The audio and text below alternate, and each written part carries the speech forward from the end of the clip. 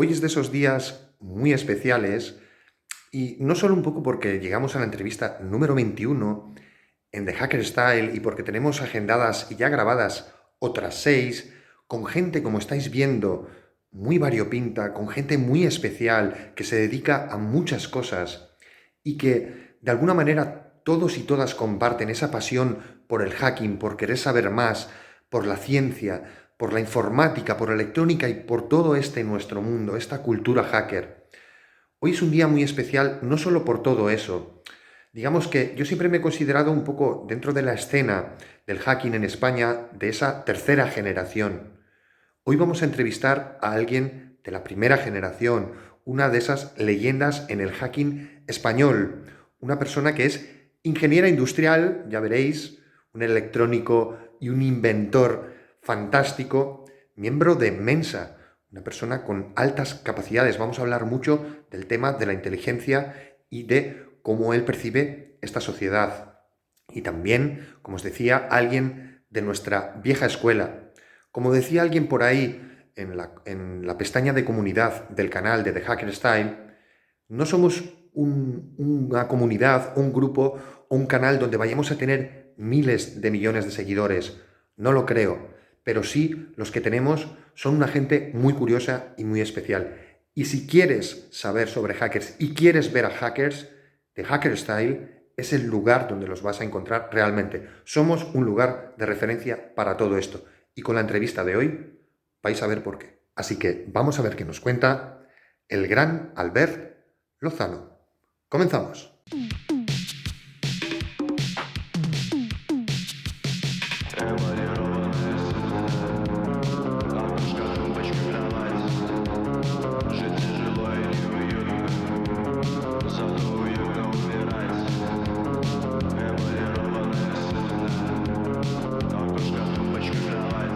Hola mundo, os doy la bienvenida a este capítulo número 21 de The Hacker Style.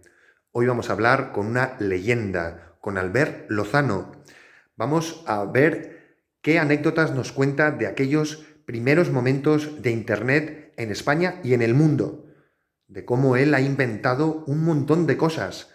Ha inventado un pinball, una calculadora, en aquellos tiempos, digamos, primigenios en las que todo se movía mediante tarjetas perforadas, mediante, digamos, bytes, no había conexiones. Es increíble lo que nos va a contar. También vamos a ver su visión sobre el mundo. Es una persona, además, muy especial, con altas capacidades, perteneciente a la asociación Mensa. Así que hablaremos sobre inteligencia, sobre la percepción que él tiene del mundo y de la sociedad, y también de nuestros temas, de la inteligencia artificial, de la ciencia, de cómo ve la vida. Nos va a enseñar objetos que ha inventado y nos va a dar una visión muy buena y muy especial de lo que es ser realmente un hacker. Así que es para mí un honor la entrevista que tenemos hoy con el gran Albert Lozano. Bueno, pues aquí estamos con el gran Albert Lozano. Debo decirte que es un honor para esta humilde comunidad tener a alguien como tú. Ya verá nuestra audiencia por qué. Y mi primera cuestión es, ¿qué tal estás? ¿Qué tal te encuentras? Me encuentro sentado, para tu información. Buen detalle. ¿Y estás cómodo? Pues sí, cómodo. Sí. Podemos ir un rato, sí. Vamos, pues entonces vamos allá con algunas cuestiones. La primera que te voy a hacer, un poco viendo lo extenso de tu currículum y un poco todas las cosas que has hecho, es ¿qué significa para ti ser un ingeniero industrial y de dónde viene esa pasión que tú tienes por la electrónica? Bueno, ¿cómo te lo contaré en menos de 10.000 palabras? Tengo que comprimir esto. Vamos a ver. Primero, no soy un ingeniero industrial. Abandoné la carrera ya no fui a segundo de ingeniería, porque me aburría mucho. Sí. Además, estaba cansado de que algunos profesores de aquella época me utilizaran a mí para ellos irse a la cafetería de la universidad a tomarse un café mientras yo daba su clase. Qué bueno. Eso quiere decir que el primer curso lo pasé, preparatorio primero, y el segundo ya no fui. El segundo ya me dediqué a otras cosas y aprendí. O sea que, de hecho, mi carrera es autodidacta. O sea que, Qué bueno. por lo tanto, ser ingeniero no significa nada para mí, porque no lo soy. Buenísimo. Oficialmente. Buenísimo. O sea, ello no implica que después de dejar la universidad me fuera a Philips a diseñar ordenadores, pero bueno, a Philips Holanda. Pero yo hacía de ingeniero sin serlo, pero allí me aceptaron. Qué bueno, buenísimo. Y a ver, te voy a preguntar esta otra, que es un poco el motivo de este canal, y qué significa para ti ser un hacker. Bueno, define hacker. Bueno, hay muchas definiciones. Yo la que suelo dar es esta persona o personas que son muy apasionadas y muy entusiastas de un tema y que buscan soluciones elegantes a problemas complejos. ¿Sí? Así está bien, vale. Entonces podemos seguir, porque la connotación negativa de hacker la he escuchado demasiadas veces. Sí. Ahora han sacado una definición que es hacker ético. Bueno, vale, sí, pero me sobra el adjetivo. A mí también. O sea, para mí ser un hacker es... De hecho, no sé si soy un hacker, soy una persona muy curiosa que nació con un transistor debajo del brazo, mientras otros nacieron con un pan, dicen. Sí. O sea, muy curiosa y que todo aquello que representa algo de tecnología me supone curiosidad. Yo empecé con la electrónica, de hecho, fundamentalmente soy electrónico. Y en electrónica también se hackea, claro, o sea, Sí. y mucho, ¿no? O sea, hacker no es un señor con una capucha que está delante de un ordenador con una pantalla llena de ventanas con terminales haciendo top, que es lo típico que sale en las películas. Buenísimo. Por lo tanto, ahí no me defino. A ver, sí tengo varias, como administro servidores de internet y tal, tengo varias ventanas, no haciendo top, porque no me interesa en ese momento, pero sí que se ven cosas. Y además no uso el color verde que sale en todas las películas. O sea, un terminal puede tener más colores. O sea, bueno, entonces, decidir ser un hacker. Ser un hacker es cuando eres un crío y te dan un juguete y lo desmontas para ver cómo funciona. Y después lo vuelves a montar, si no, no tiene gracia. Pero cuando lo vuelves a montar, le has añadido una característica nueva. O sea, por ejemplo, entonces ser un hacker es una persona que tiene, y yo me siento así, curiosidad infinita. Buenísimo. Y no maldad infinita, como piensan algunos. Buenísimo. Esa es mi definición personal, ¿eh? Sí, yo creo que encajas perfectamente. Y ahora voy a preguntarte algunas cosas un poco más referente a tu persona. Hay una que me ha resultado especialmente curiosa, me gustaría hablar contigo, y es que tú perteneces a Mensa. Y lo que te preguntaría es que nos digas un poco a nuestra audiencia qué es o qué significa Mensa. Mensa es un club. Como puedes pertenecer a un club de aficionados a comer patatas fritas. Es un club. ¿Qué se necesita para entrar en ese club? Pues estar la gente cuando habla de coeficiente intelectual o cociente intelectual, dicen de todo, hablan de que si tiene un 180 o 160, no. La inteligencia no se mide así, se mide por percentil. Qué bueno. O sea, entonces, Mensa es un club que acepta nada más a personas que están dentro del 2% de nivel de inteligencia de percentil respecto a la población.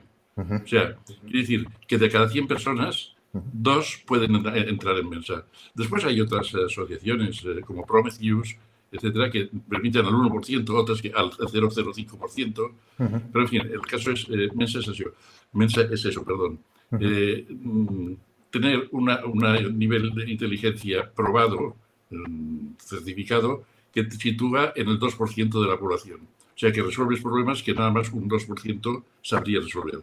Problemas de cualquier tipo, sea de comunicación, sea ético, sea científico, pero no problemas que estén relacionados con ramas de la ciencia. O sea, dentro de Mensa te puedes encontrar un taxista, que es un señor que conduce un coche, y te puedes encontrar un bioingeniero. Pero y puedes encontrarte una persona, un analfabeto que no sabe hablar, pero es capaz de resolver problemas visuales. Y por lo tanto, eso le sitúa. O sea, ser inteligente no implica ser ni estudioso ni estudiado, simplemente es una condición. Muchas veces es una condición desgracia, porque ahora ya no tanto, pero cuando yo era un crío, el que era inteligente es el que se llevaba más bofetadas por parte del profesor. O sea, sí. Y de otros alumnos, claro, el bullying. Bueno, sí, el cerebrito. Entonces, ¿qué sucede? Que sí, cuando Mensa hacemos reuniones, Mensa tiene entre sus objetivos el propagar la inteligencia, aprovechar la gente que tiene estos niveles para lo que sea.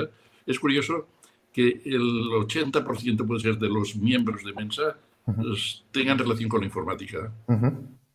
O sea, es decir, que los bytes espabilan las neuronas. Ujú. No Sí, sé, claro, la información, ¿no? Tratamos con información. Y de hecho, que explicabas un poco, ¿tiene que ver esto con las inteligencias múltiples de Gartner?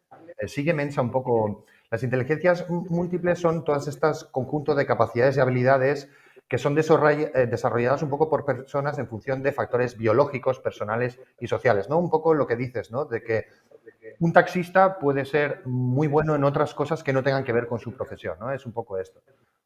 sí, sí, o sea, de hecho, cuando tú haces el test de ingreso Mensa, que te lo tiene que hacer un psicólogo colegiado, no te lo haces en un test de esos que salen por internet, ni mucho Ujú, menos. Cuando te haces el test que hace el psicólogo, te hacen una serie de pruebas que implican varios rangos, o sea, la manipulativa, la espacial, ujú. la aritmética. Entonces, el promedio de todas esas pruebas, con una desviación estándar hacia la que más, es lo que determina tu percentil de inteligencia. Buenísimo, buenísimo. Y aquí te voy a hacer una pregunta. ¿Cuál es tu definición de inteligencia? De inteligente, Sí, ¿qué es ser ser, inteligente? ser un poco menos estúpido que el resto. Buenísimo. Y déjame entonces indagar un poco aquí. ¿Es un pájaro o un insecto un ser inteligente? Sí, porque resuelve sus problemas o los problemas que se le plantea la vida perfectamente. Tiene su inteligencia. Evidentemente, la tuya no es de un pájaro, Ujú. es evidente, ni la de un pájaro será la tuya. Pero todos los dos somos capaces de resolver el planteamiento que tenemos en la vida. Si un pájaro no fuera inteligente, la especie se habría extinguido. O Ujú. sea, es inteligente porque sabe sobrevivir y una persona inteligente también sabe resolver aquellos problemas que se le plantean. Qué Por bueno. eso, Entonces, un poco la inteligencia está muy ligada a la adaptación al entorno. Es decir, los seres sí, inteligentes son aquellos que saben adaptarse a su entorno. sí, sí, el entorno les deja, Ujú, claro. claro. Claro, y Ese es el problema. y un poco que luego hablaremos después, mi conclusión es que el cambio climático y obviarlo o las guerras nos demuestran que no somos tan inteligentes, que somos bastante estúpidos. Son actos de estupidez porque estamos yendo contra nuestro entorno, ¿no? Sí, es por la tendencia natural de la persona, del ser humano, a contradecir eso que no le gusta. Ujú, O sea, simplemente. Es lo que decía antes. Yo te enseño un melón y tú dirás que no es un melón. ujú, Bueno, a llevar una contraria. Tienes un ejemplo en los petrolheads. ujú, Los petrolheads que deniegan del coche eléctrico ujú, cuando tecnológicamente es que no hay otra salida más que el coche eléctrico, pero ellos no y prefieren utilizar un motor que tiene 4.200 piezas a un coche eléctrico que tiene un motor que tiene dos eléctricos. Pero estos son los que tienen la cabeza llena de petróleo y no, es que además la mayor parte de ellos, o todos, los que ves en las redes sociales, no han probado un coche eléctrico ni ujú, saben cómo funciona. O ujú, sea, no tienen idea. Y sobre todo los que tenemos algo de idea de electrónica lo tenemos clarísimo. ujú, O sea, fíjate que en los coches la electrónica ha ido invadiendo. ujú, Los coches primeros no tenían electrónica. Y ahora los coches, si les funciona, si les falla la electrónica, el coche no va. ujú, Tanto es así que tú puedes comprar un coche de una marca determinada que el mismo modelo, el mismo motor te lo venden con 100 o con 150 caballos. ¿Qué ujú, varía? ¿Qué varía? La CPU. O ujú, sea, el procesador que tiene. Entonces, ¿qué pasa? Que la gente, aquello que desconoce, lo odia intrínsecamente, o sea, ujú. de forma nativa.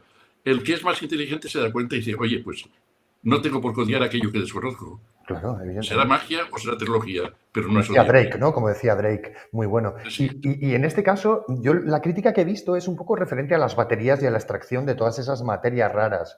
O sea, he visto la crítica al coche eléctrico, no solo la que comentas, también por los intereses de los lobbies, sino también un poco por ese extractivismo y ese acceso, digamos, a materias. Tú, esta parte, el tema de las baterías, ¿cómo lo a ves? ver, a ver, esto es una cosa de memoria estancada, memoria cristalizada. Ujú, Por ejemplo, el coche eléctrico empezó a venderse creo que en el 2014, si no recuerdo mal, en producción. y en aquella época había algunos incidentes con las baterías. Pero, oye, han pasado 10 años y ¿qué piensas? ¿O qué piensa la gente? ¿Que no se ha progresado Sí. en las baterías Ujú, y que no está progresando día a día?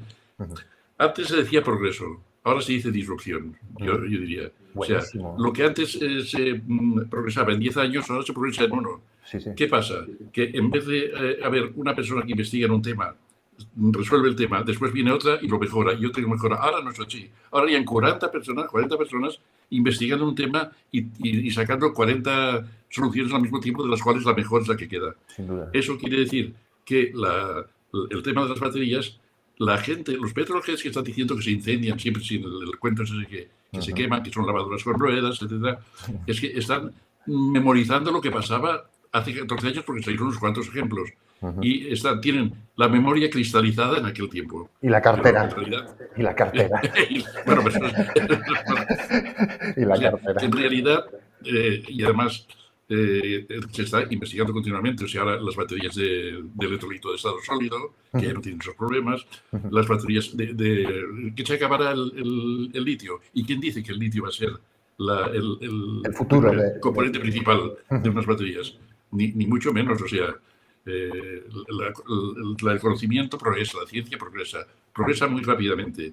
Entonces, no puedes decir ya hoy en día cómo serán los coches eléctricos, ni siquiera los ordenadores, de dentro de 2 años, de 2 puñeteros años. Buenísimo. O sea, la ley de Moore casi se aplica también en todo lo que es la ciencia. Sí, se está viendo un poco con los paneles solares, etcétera. Y voy a seguir un poco más hablando de inteligencia.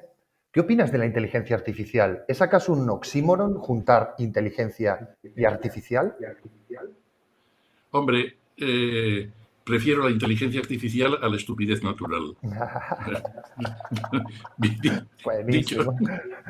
Dicho eso, en realidad nos está definiendo como inteligencia algo que no lo es. La inteligencia artificial es lo único que es un acceso a una base de conocimiento mediante un lenguaje estructurado. Pero no es inteligente, es eficiente. Entonces, de momento, la inteligencia artificial es una herramienta muy mal interpretada por mucha gente, sobre todo por políticos. Es una herramienta que te permite dialogar con una base de conocimiento en tu idioma, pero no es inteligente. O sea, estás accediendo a una base de conocimiento. O sea, es una inteligencia bastante tonta. Ya veremos en el futuro, porque no se sabe, pero esa es mi opinión personal.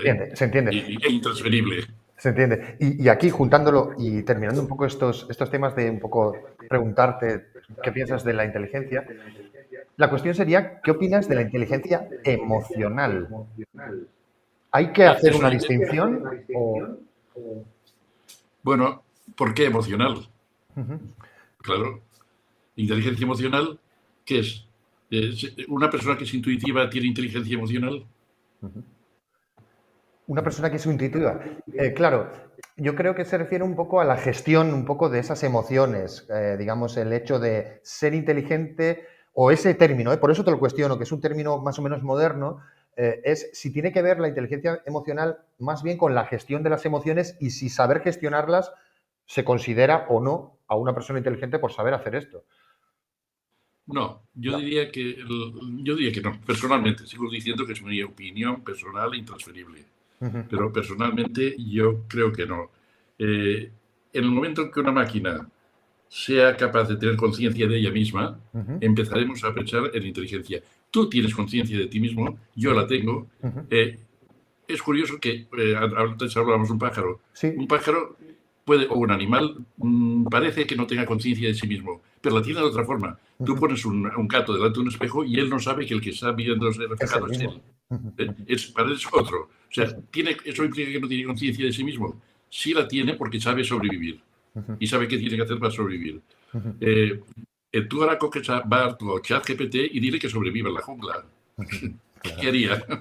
Sí, buenísimo. Buenísimo. ¿Y crees tú, ya que se habló un poco también de la sociedad antes, con el tema de Mensa, ¿crees que la sociedad actual, en su conjunto y en términos globales, es estúpida o es más estúpida que antes? ¿O crees que estamos evolucionando y que somos cada vez un poco mejores, que hay ese progreso? Sí, somos un poco mejor, pero los que son peor también son un poco peor. Ese es el problema. O sea, es demasiado homogéneo todo. Buenísimo. O sea, yo la idea que tenía, y que no sé si la seguiré teniendo, cuando empezamos con Internet, y de esto hace unos cuantos años, y en alguna entrevista que me hicieron ya lo comenté, es que las personas veníamos a ser como icebergs. Un iceberg está en un medio líquido, es agua, y está dentro de agua, y todas se comunican a través del agua. O sea, en realidad, sería una conciencia global. Pensaba, Qué digo, bueno. ahora con Internet, que es tan fácil la comunicación y conforme vaya progresando, estaremos todas las personas unidas en una sola persona, una conciencia global. Ujú. Bueno, era un utópico y resulta que al final no es tan así, pero espera, igual lo llega a ser. Ojalá cambie. Yo también tengo esa idea utópica o esa ilusión. Cuando empezó Internet me hacía mucha ilusión Internet por eso. Pensé que íbamos a reparar los problemas del mundo, que íbamos a derribar fronteras y naciones y todo eso, que es una utopía, pero me gusta el mensaje que dejas al final de, espérate, que a lo mejor Claro. se cambia todo. Hombre, Ojalá. no sé cuántos miles de años se tardaron en inventar la rueda, pero Ujú, al final se inventó la rueda. ujú, Eh, las cosas se aceleran, todo se acelera. O sea, de hecho, yo diría que el progreso, no diría, es evidente, no es lineal, es asintótico. qué bueno. Claro, el problema es ahora cuando en un día, si seguimos este paso, Ujú, progresemos tanto que las cosas sucedan de repente, que haya más, en vez de progreso, que ni haya, sí, en vez de progreso, que haya disrupción continuada. O sea, ujú. una disrupción detrás de otra. De hecho, a nivel político, el muro de Berlín fue una disrupción. O Total, sea, total. ¿cuántos? 2 días antes, ¿quién se pensaba que iba a caer el muro de Berlín y la Unión Soviética?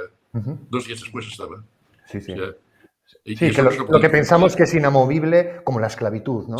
Lo que pensamos que es inamovible. Sí, yo además también tengo esa esperanza de que la verdad siempre triunfa, la razón, la verdad. Sí, Siempre tarda mucho, vemos mucha barbarie, vemos mucha estupidez, pero la verdad, el pozo real siempre triunfa. Yo también lo creo. Y aquí te voy a hacer, ya que has mencionado la Unión Soviética, y también muy relacionado con la inteligencia, con la mente, la Unión Soviética hizo en su época un grupo especializado de lo que llamaban telépatas.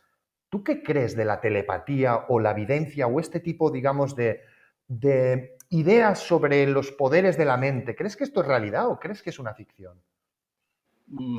realidad a medias. O sea, telepatía será telepatutía, ¿no? Porque yo creo que al menos desde el punto de vista científico, el cerebro no es telépata. También es cierto que a veces la naturaleza nos sorprende. La O sea, serendipia, tal vez, ¿no? no se puede decir de este agua no beberé ni este cura no es mi padre. O sea, es, ¿Sabes por qué te lo comento? Porque a mí me ha pasado alguna vez y no lo sé si más gente, yo he hablado con otra gente que he pensado en alguien y esa persona al momento, sin estar aquí, se ha comunicado. Y me ha sí, bueno, sorprendido muchísimo. Es serendipia, supongo, pero en ese momento es como fascinante. es que me acabas de recordar, es que puso una cosa en Google y al rato siguiente dicen que le ha venido un anuncio de esa cosa que Sí, buscaba. sí, sí, un poco esto, no sabría explicarlo. Me ha pasado con mi madre, con vínculos genéticos muy fuertes o con gente que, no lo sé, también al revés, ¿no? Y de no hablarse, o sea, te cuento así, de no hablarse, de no verse y decir, jo, acabo de pensar en ti. Y si es verdad que puede ser algo, o sea, no tenía por qué decirme esa persona eso, no tenía por qué Hombre, decirme, y lo ha no, sentido no así. sabemos todavía, no sabemos todavía si el cerebro en parte tiene un comportamiento cuántico y eso explicaría algunas cosas. Qué O bueno. sea, claro, ahí hay ciencia que a estudiar, hay ciencia que aplicar y hay ciencia que investigar. Eh, puede que haya una conexión de tipo cuántico en el cerebro. Lo que pasa es que de momento no se ha experimentado en ese aspecto. Por eso digo que yo no creo en la telepatía, pero no creo que no la haya. O sea, Buenísimo. no creo que sea una cosa corriente de tú a tú, pero puede que se desarrolle y volvamos al iceberg que está en el agua con un nexo común, pero sin internet. Sí, ya hablaban un poco de la noosfera, ¿no? Ese lugar donde todas las mentes se encontraban de juntas, ¿no? Y esas ideas de las ideas están en el aire, solo hay que capturarlas, son un poco esto. Pero de momento, como bien dices, no hay prueba científica de ello, así que por No, y el tanto, tema, la Unión Soviética dejó eso, pero ten en cuenta que la CIA también investigó en el sí, tema. claro, sí, sí, sí. Bueno, las famosas cartas de Zener que hicieron Ujú. Que la correr por allá, repartieron, sí. sí, pero al final no llegaron a ninguna conclusión concluyente. Ujú. Vale, y aquí te preguntaré un poco, vayamos un poco a tus inicios y a toda esa historia que tú tienes, que es interesantísima, y es si recuerdas cuando empezaste con Internet, ¿cómo llegó hasta ti? No, yo soy Internet. Tú eres Internet. No, bueno, tú estás hablando ya no de los principios. Los Como el principios cortador eran- de césped, la película Sí, aquella. por eso. A ver, Internet, todo empezó con una cosa que se llaman BBS. Ujú. ¿No? O sea, yo monté un BBS dedicado a Mac, porque no había ninguno. De hecho, había 4 BBS en todo el mundo. Y yo monté un que se llamaba Mac Help. Qué bueno. Al final le tuve que cambiar el nombre porque la gente al leer el escrito decía Mac Help. Maché. Y era Mac Help, no Mac Help, la CH, vamos a ver. Pero, entonces yo empecé con ese BBS. En aquella época yo estaba haciendo un desarrollo para el gobierno vasco que consistía, era una aplicación que le decía al agricultor, no agricultor, al ramadero, no sé cómo se llama en castellano ahora, que le decía al que tenía las vacas si ese día podía sacar las vacas o no, una previsión de vacas, Qué si iba a bueno. llover o no en su valle. ¿Hablamos Entonces, de qué año? Para que sepa la audiencia. 1985 puede. 35, wow. Sí, justo acababa de salir el Mac, el primer Mac. O sea, y eso se hizo con Mac. O sea, se puso un Mac en cada valle, en caseríos cada valle, y entonces en la pantalla nada más salía un letrero muy grande que decía hoy vacas fuera, hoy vacas dentro. Buenísimo. Eso estaba conectado por módem, en aquella época no teníamos IP, estaba conectado por módem a la Diputación Foral de Álava, donde había un meteorólogo, y también les puse un sistema de recepción de satélite Meteosat. Wow. De hecho, construí en casa con una olla Brad del 14. Eso es un hack también. ¿Construiste en casa? Sí, con una olla Bragg del 14 que resuena a la frecuencia del Meteosat. ¡Wow! Bueno, Fascinante. entonces les puse esto en la Diputación Foral de Álava y lo que hacía el meteorólogo, que de plantilla ya, era hacer la previsión micrometeorológica y les enviaba el mensaje a la pantalla del Mac a cada caserío diciendo si sacaban las vacas o no, porque sacar las vacas y llover era un problema para ellos. Sí, El claro. día que tenía que llover, las vacas se quedaban en el establo. Bueno, eso, entonces, al hacer eso, dije, bueno, ¿y por qué no hago un BBS? Porque en aquella época ya conocía un BBS de Estados Unidos y tal, y hice el BBS que se llamaba Magel. Yo vivía en Vitoria, en un pueblo que se llamaba Zubazo de Cuartango. Nos desplazamos a vivir allí nada más por el proyecto este. Duró 2 años, 2 años ya dejé de comer bien y de engordar. Típico de allá, de aquel pueblo.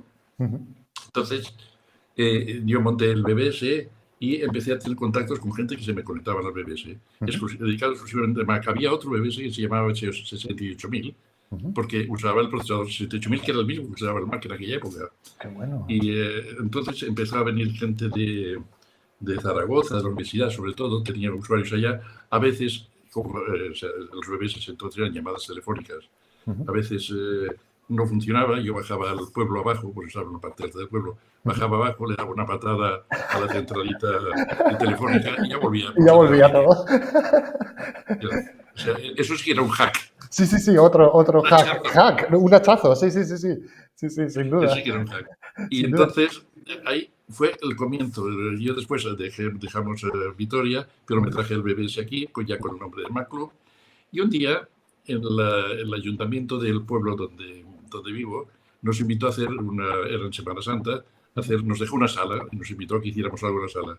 Yo monté allá todo el servidor, la sala, y estuve enseñándoles cómo el BBS de aquella época era de Mac, por lo tanto era gráfico, era muy visual.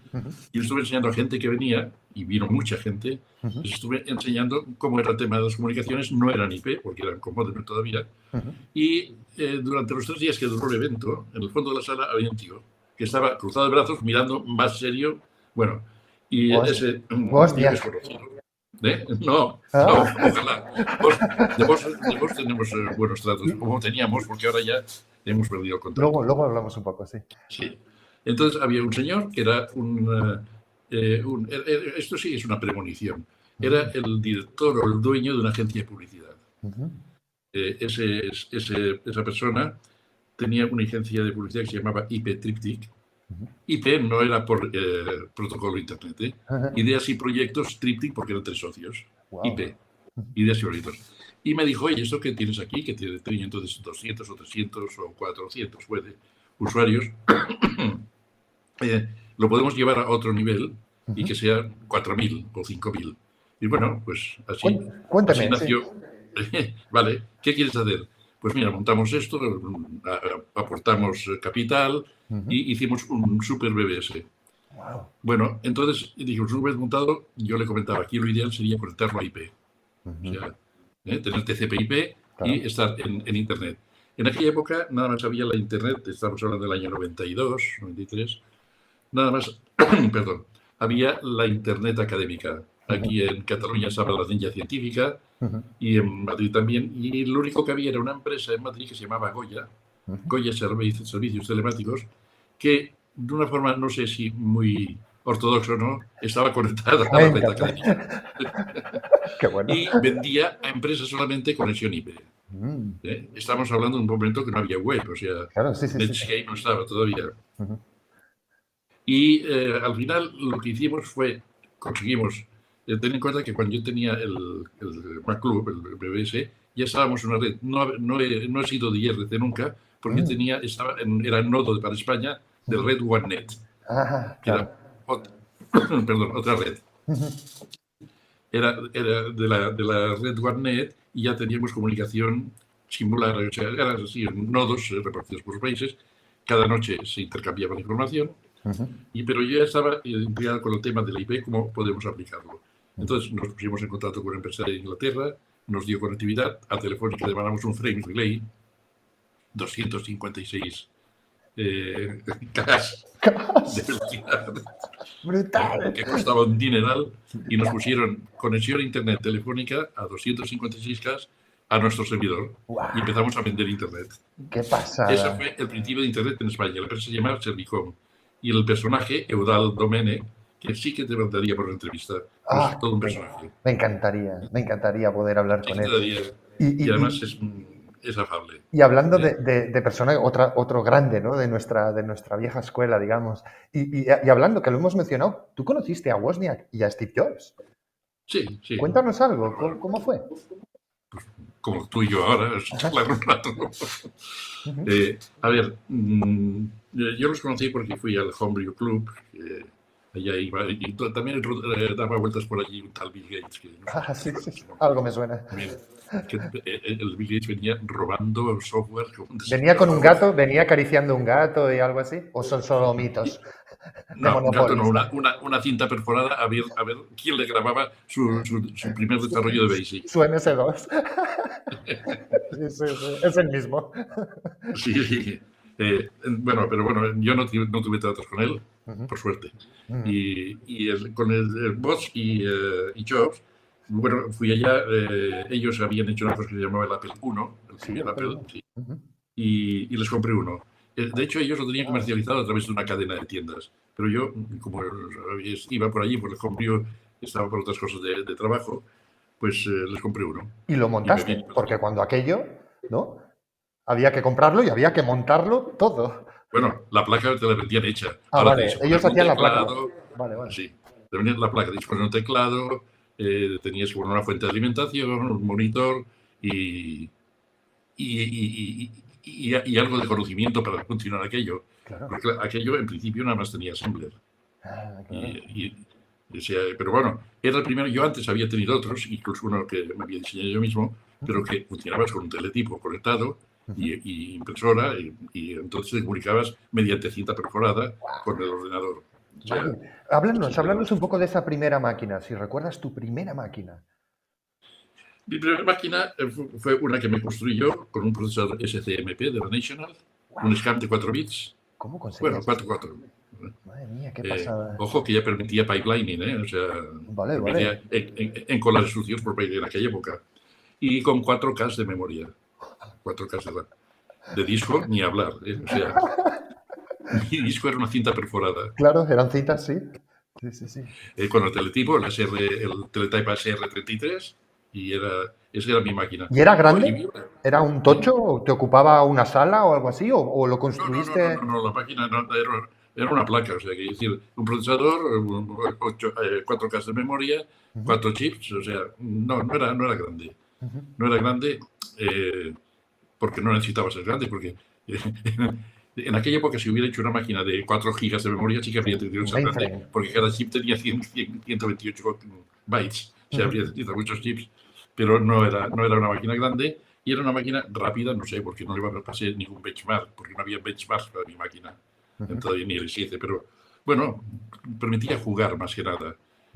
Y eso me llevó a que me contrataran un señor de Barcelona para diseñar un pinball. ¡Guau! Aproveché. ¡Qué guay!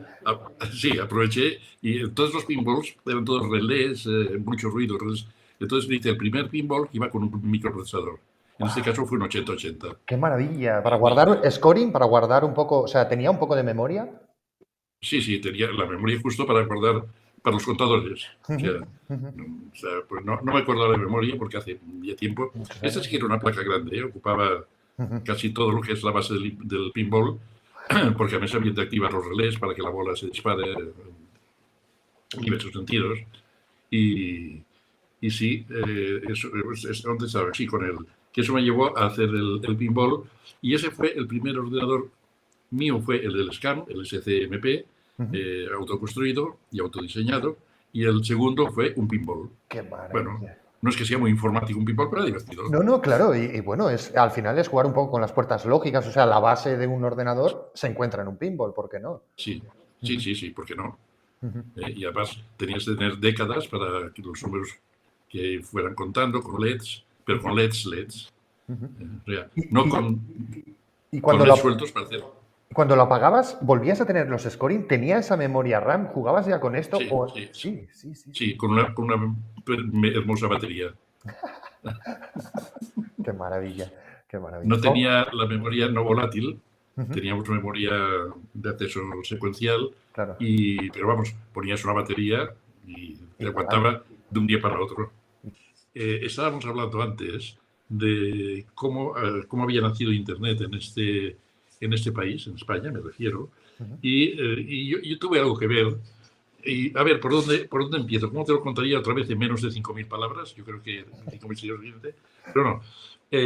A ver, un ISP, ahora para vosotros, no sé lo que sabéis, un ISP por dentro como es, pero en aquella época, cuando empezamos, era un armario con 30, 40, 50, 60 módems, 30, 40, 50, 60 líneas de telefónica, porque ese armario, sí, a través de un ordenador, estaba conectado a la red de Internet. Pero claro, la gente llamaba a un número de teléfono que era el nuestro, cuando montamos Servicom, que ya hablamos en otro momento, era el nuestro, y yo podía tener pues 40 personas conectadas a mi nodo, dándole Internet. Entonces tenía que estar 40 modems, 40 líneas de teléfono en ese momento. Modo anécdota activado. La conexión a Internet nuestra era con un frame relay de Telefónica de 256K por segundo. Cuando había 40 personas, había una cosa que los de aviación le llaman overbooking. Claro, no estaba multiplexado, ¿no? Era... No, entraban 40 personas, entraban al ordenador y esas 40 personas estaban repartiéndose 256K. Afortunadamente, la gente no se pasaba archivos de vídeo de 1 tera en aquella época, pero era difícil y entonces hablamos primero estuvimos en contacto con los ingleses que dijeron, ¿vosotros cómo habéis solucionado? Porque no puedo poner modems ad infinitum y pagar líneas de frame relay que valen una burrada.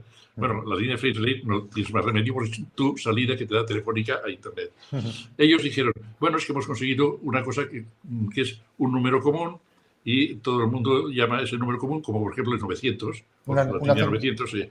Y la Telefónica de allá, la compañía telefónica de allá, se lo había dado. Entonces, aquí tuvimos una reunión con el que era el jefe de investigación y desarrollo de Telefónica, con el director general de Telefónica Cataluña, y oye, nos podíais dar en vez de tener un nodo aquí, porque claro, la gente que entraba en mi ISP desde Barcelona no había problema, pero la llamada local, que se pagaba tanto el minuto, aunque claro, local. Sí, pero claro. el que entraba desde Madrid era una llamada interprovincial. Wow. Y estar un cuarto de hora conectado a Internet igual le suposaba 1.000 pesetas, 6 euros. Claro, pero no 6 euros de ahora. Ya, de la época, entonces, claro. O sea, entonces tuvimos una reunión aquí, en donde vivo yo en un pueblo, en un hostal que hay aquí, y vinieron estos jefes de Telefónica y se inventó una cosa. Estuvimos inventando, o sea, a ver, ¿qué vamos a hacer para que la gente no tenga que pagar llamadas interprovinciales y no tenga problemas de saturación?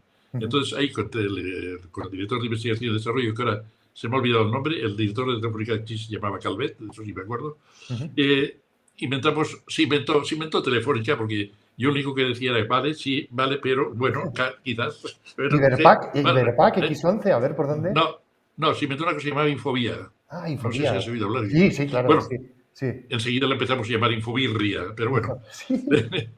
Entonces, ¿qué se inventó aquí, en esta reunión de aquí?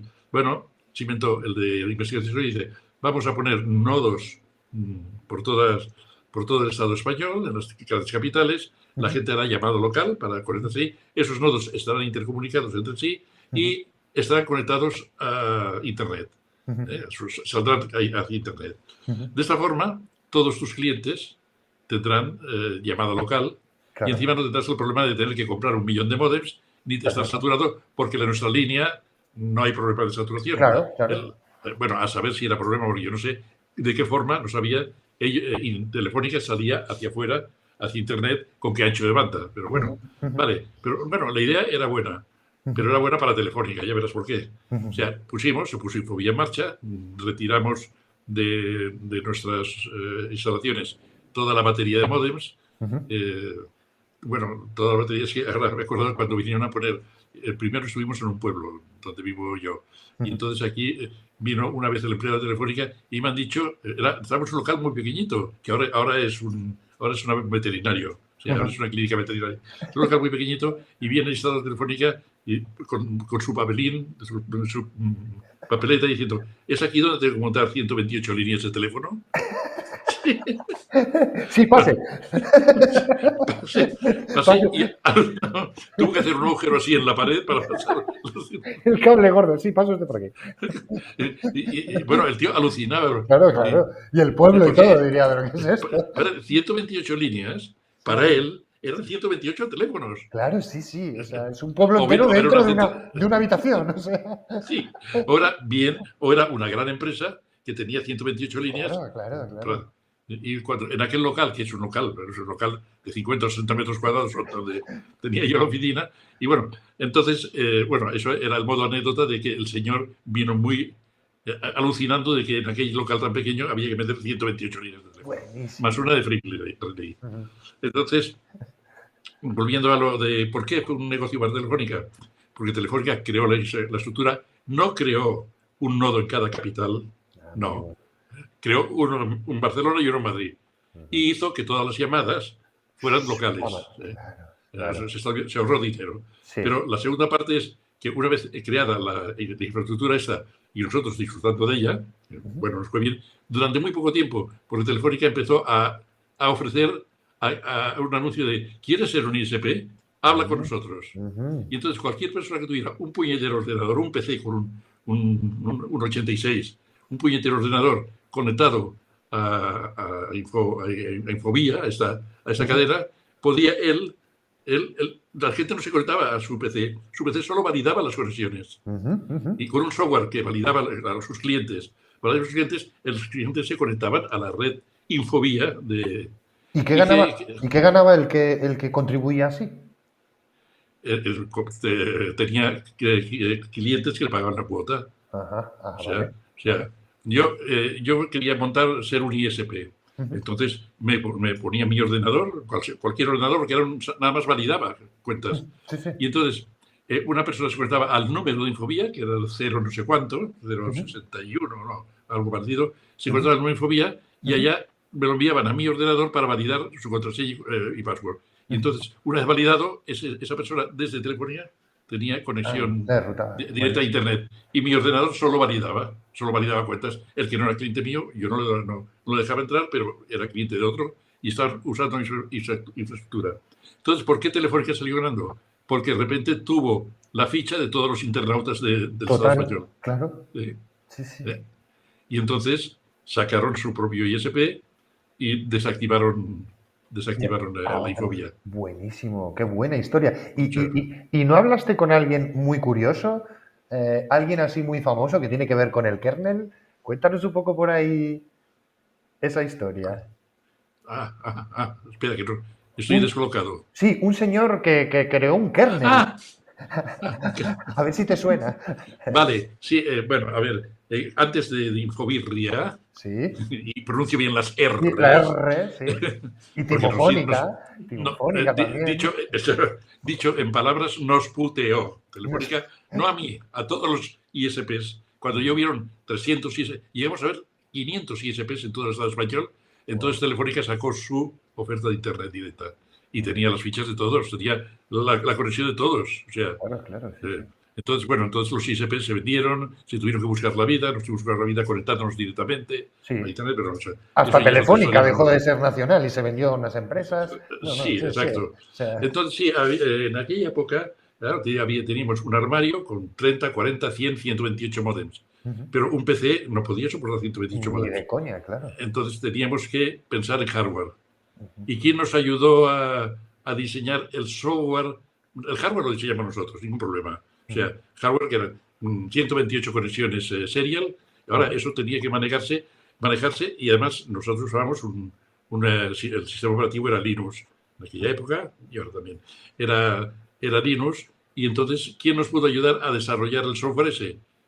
Pues un señor que vivía en un país nórdico y se llamaba Linus Torvald. Y estábamos intercambiando mensajes todo el tiempo y ahora modifica esto, lo otro, mensajes técnicos para... Era una pasada muy colaborativo, ¿eh? O sea, Claro, me ayudó mucho. Sí. Y hicimos un software que permitía que la gente se conectara a un ordenador por 100 o 128, en este caso, puertos series, cuando las tarjetas que vendían de por serial nada más había que multiplexar. Entonces, eso, el kernel no lo soportaba, o sea, no había ni drivers para eso. Y entonces diseñamos un driver específico para eso con la ayuda de un señor del norte. Buenísimo. Bueno, y cuéntanos un poco más. Cuéntanos alguna anécdota relacionada con el hacking que puedas contar. ¿Me pongo la capucha?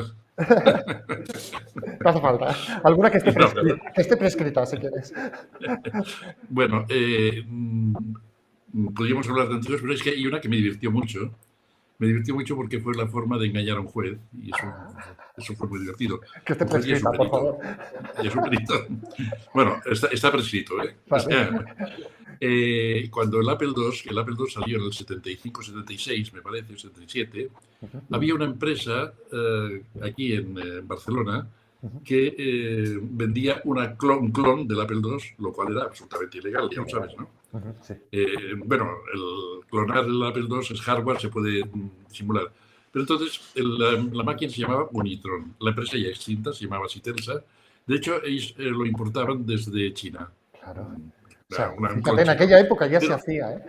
Sí, pero aquí no se podía vender porque Apple tenía copyrighteado el contenido de la EPROM, de la ROM.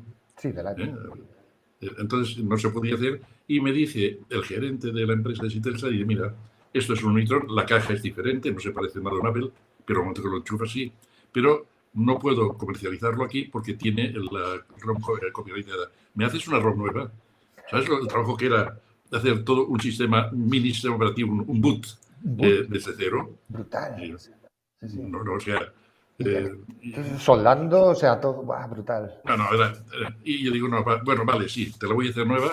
Me pagó 200.000 pesetas de aquella época, Wow. O sea, era mucho dinero, pero yo el tema lo resolví en 10 minutos. Por eso digo que fue un hack, una solución inteligente, un problema interesante. Lo que hice en la ROM, me parece que la ROM del Apple era en 4K o algo así. Claro, si yo tenía que reprogramar aquella ROM y grabarla, o sea, era un trabajo que de hecho tenía de partir desde cero a hacer un boot loader. Un boot loader más otras funciones que tenía ya en firmware el Mac. Entonces, ¿qué hice? Cogí la EPROM, la encripté y la grabé con un añadido que en el momento de encender la máquina se desencriptaba y en RAM tenías la copia exacta de la EPROM de Apple. Brutal. En el momento que apagabas la máquina, entonces Apple los llevó a juicio. En el juicio cogieron la ROM y un perito informático demostró esta ROM, el contenido no se parece. No es lo mismo, claro. Todo encriptada. Buenísimo, el primer KVM, o sea, bueno. Increíble. Sí. Increíble.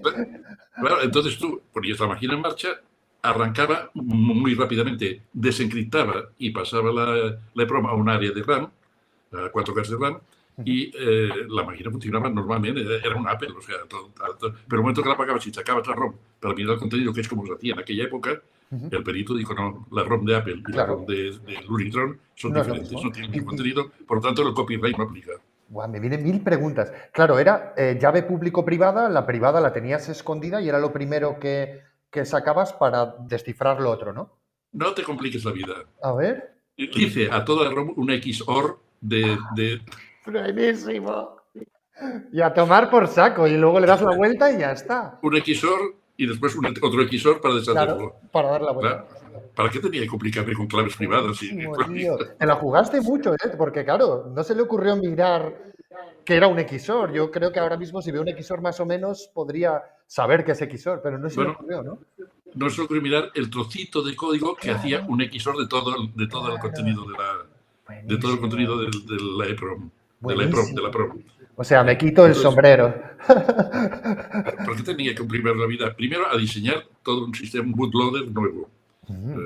Bueno, entonces fueron las 200.000 pesetas mejor ganadas de mi vida. Ya te digo, ¿quién las pillara? Y encima qué idea más buena, ¿ves? Volvemos a un problema complejo resuelto de una manera elegante.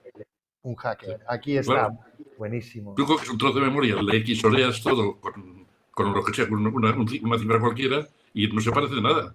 Pero la vuelves a hacer el XOR y ya está. Y es eficiente y es rápido, porque hacer un XOR las máquinas, al ser una puerta lógica... Es instantáneo. Claro, es inmediato. Es instantáneo. ¿No? Claro. Y aparte, el hacer el exclusiveor, la rutina, eran 4 bytes, o sea, era una tontería. Era un barrido de toda la memoria y XOR en toda la memoria. Muy fácil, incluso hay módulos para hacerlo incluso mediante analógico, ¿no? O sea, quiero decir... Sí. O sea, buenísimo, muy elegante, buenísimo. Vamos a ir... Por eso me decía que no es muy antigua, porque estábamos hablando de las calculadoras y todo eso, que aquí también con un hack resolví un problema, pero eso era anterior. A ver, yo estuve en Vinaroz, Siglamer, contratado, a ver, en principio yo venía de Philips y de Cisper aquí, y estaba en el tema de la informática, que hay época, de las máquinas de contabilidad informáticas, ordenadores les decían, pero bueno, iban con tarjetas perforadas y entonces me contrató una empresa de Barcelona que se llamaba Cosmo, de tocadiscos, ya extinta, Industrias Cosmo, para que querían fabricar calculadoras, porque habían visto que en China, en Japón, había calculadoras de bolsillo y tal, y fui y les diseñé una calculadora. El gerente de la empresa, que se llamaba Galindo, por cierto, tenía un Porsche en aquella época, después de tenerme ya casi un año preparando líneas de montaje, diseñando la calculadora, hablando con producción, decidió que las calculadoras electrónicas no tenían futuro. Así. A tomar por saco. Y dijo, no, a mí me pagaron bien por todo, pues yo era externo, no era plantilla. Me pagaron bien, se desmontó todo y uno de las personas que me venían a visitar para ofrecerme componentes era un representante de la casa Monsanto, que Monsanto en aquella época vendía LEDs, displays de LED. Me venía a visitar y me dijo, oye, en Vinaroz hay un señor que es un industrial que también está interesado en las calculadoras. Te pongo en contacto con él. Me puso en contacto, me fui a Vinaroz y allá me quedé con el dueño de la empresa, que la empresa se llama Terregusi, ahora se dedica a iluminación, pero en aquella época fabricaba estabilizadores para televisión. Wow. No sé si sabes que en aquellas épocas la corriente en muchos sitios eléctrica era muy inestable. Y había 2 empresas, una que se llamaba Piaca y otra que era TRQ, que fabricaban estabilizadores que mantenían los 220 voltios constantes. Lo que que este hombre sí tenía vista y de esto, conforme las líneas eléctricas van mejorando, a veces lo notaba porque decía, hay sitios que ya no vendo estabilizadores, sobre todo en ciudades, que ya la corriente eléctrica está estable. Y quiero otro negocio. Y me propuso los calculadores porque el vendedor de Monsanto le había hablado de que estaba un proyecto de calculadores y tal. Y sí, allí les diseñé la primera calculadora. Después, cuando hagas el próximo corte, te la pondré delante para que la veas. Qué bueno, sí, la ponemos. La primera calculadora y unas cuantas más, y estuve 2 años en Vinaroz, viviendo en Vinaroz, poniendo todo en marcha, incluso les puse en marcha el sistema de producción. Y sí, estos durante muchos años, yo me marché ya de allá, durante muchos años estuvieron fabricando y vendiendo calculadoras y fue la primera, casi al tiempo salió otro, que era una empresa que fabricaba televisores, se llamaba Vanguard, también eso es pre tu generación, supongo. Sí. Sí. Y eso cátodos, ¿no? Eran cátodos, hablamos del sistema de cátodos y todo aquello. Sí, hombre, tubos de vacío. Tubos de vacío que eran... Entonces, estos también diseñaron una calculadora portátil, pero la vendieron menos, o sea, la mía se vendió más, pero no porque fuera mejor, sino porque el comercial de la empresa era más bueno que el de los más avispado. Y España se inundó, todo el Estado español se inundó de calculadoras portátiles, pequeñitas, fabricadas en Vinaròs. Qué bueno, sí. Buenísimo. Y claro, el tiempo que estuve en Vinaròs, bueno, hombre, no estaba mal, yo vivía allá, o sea, me contraté no estaba mal, tengo buenos recuerdos de Vinaròs y de los alrededores, porque Vinaròs se me hizo pequeño, ir a comer a Morella y volver, cosas así. Sí, Benicarló, sí, además Benicarló y Peñíscola. Peñíscola. Toda aquella zona me la conocía de memoria, o sea que... Pero bueno, estuve 2 años allá, le dejé fabricando calculadoras, yo me volví para Barcelona y allá quedó eso. Pero, y ahora aquí viene la anécdota, yo sabía un poco de cómo funcionaban las calculadoras. En aquella época comprábamos un chip de Made in Taiwan, que era la calculadora en sí, le añadías un teclado, le añadías un display y 4 cosas más y ya tenías una calculadora. Concretamente esto. ¡Wow! ¡Qué maravilla! Wow. Creo que si le pongo pilas todavía funciona. Es muy bonita, ¿eh? Bueno, como las teclas eran construidas allá, eran en la misma fábrica, puede que alguna ya falle, porque tenemos que inventar un sistema que le llamamos de rana. ¿Sabes? Unas cosas que tienen los críos que hacen clac, clac, clac, clac, clac, clac. Sí, lo recuerdo, lo tuve. Sí. Eso en pequeño lo hicimos aquí. Y claro, no es una cosa que soporte millones de pulsaciones. Pero tiene un sonido muy bueno. Sí, hombre, no sé. Toco. Bueno, pues aquí está. La calculadora, creo que se ve la marca de ahí está. De RQ Electronic. Buenísima. Modelo F80. De la fecha de fabricación. No, este es el... No. Después se ponían las fechas de fabricación por lo de la garantía. Pero este no. Bueno, esto se fabricó, yo diría que en el 1972 o 73. ¡Qué pasada! Después siguieron más, ¿eh? Y mi primera calculadora no fue esta. Me la he encontrado ahora y te la enseñaré. Esta es la primera calculadora que tuve yo cuando era un crío. ¡Toma ya! Una Produx. A ver, dale la vuelta. ¿Cómo es? ¿Cómo? Esto es para borrar. A ver, ponlo un poco más arriba. Para borrar. Y para calcular con un estilete. Claro, es una especie de ábaco, pero perforado. Fascinante, increíble. Pues esta fue mi primera calculadora. Y fue esta, concretamente esta que la conservo. Creo que me han ofrecido dinero por ella, pero no la vendo. Pero coleccionistas. Es una joya. Bueno, pues ya ahora te explico el tema de Vinaròs. Vino después. O sea, como yo ya digo, conocía cómo funcionaba la calculadora, un chip, un teclado, un display que ya venía hecho y 4 piezas para soportar la batería y ya está, ¿no? Entonces, yo había acabado el tema y un señor de Barcelona que fabricaba radios de transistor, pero también vendía los Saturno de los bancos. O sea, la pantalla esta del Saturno. Bien, esto él los importaba de Italia. Aquí no se fabricaban. Y me dijo, oye, podemos fabricar esto aquí, pero que me salga más barato. No es porque los bancos tienen dinero de sobra, pero él quería ganar más. Y además había una competencia. Estos aparatos que venían de Italia, a él le costaban, hablo de pesetas entonces, alrededor de 150.000 pesetas cada aparato. Wow. Él lo vendía al banco, no sé por cuánto, pero él quería que le surtiera más barato y sobre todo no depender del fabricante italiano. Claro, sí, quitar un intermediario y ya está. Exacto. Fabricarlo, él tenía la fábrica de radios, de transistores, por tanto tenía los medios para fabricar electrónica, un fabricante de electrónica. Bueno, pues pensé, otro hack. Un contador, ¿no? A ver cómo lo solucionaste. Vamos a ver cómo lo hacemos. El italiano era una placa enorme, toda llena de chips, que contaban y tal, y una pantalla de 7 segmentos con el número de su turno. Entonces dije, vale, ¿qué es una calculadora? Un chip que calcula, un teclado y una pantalla.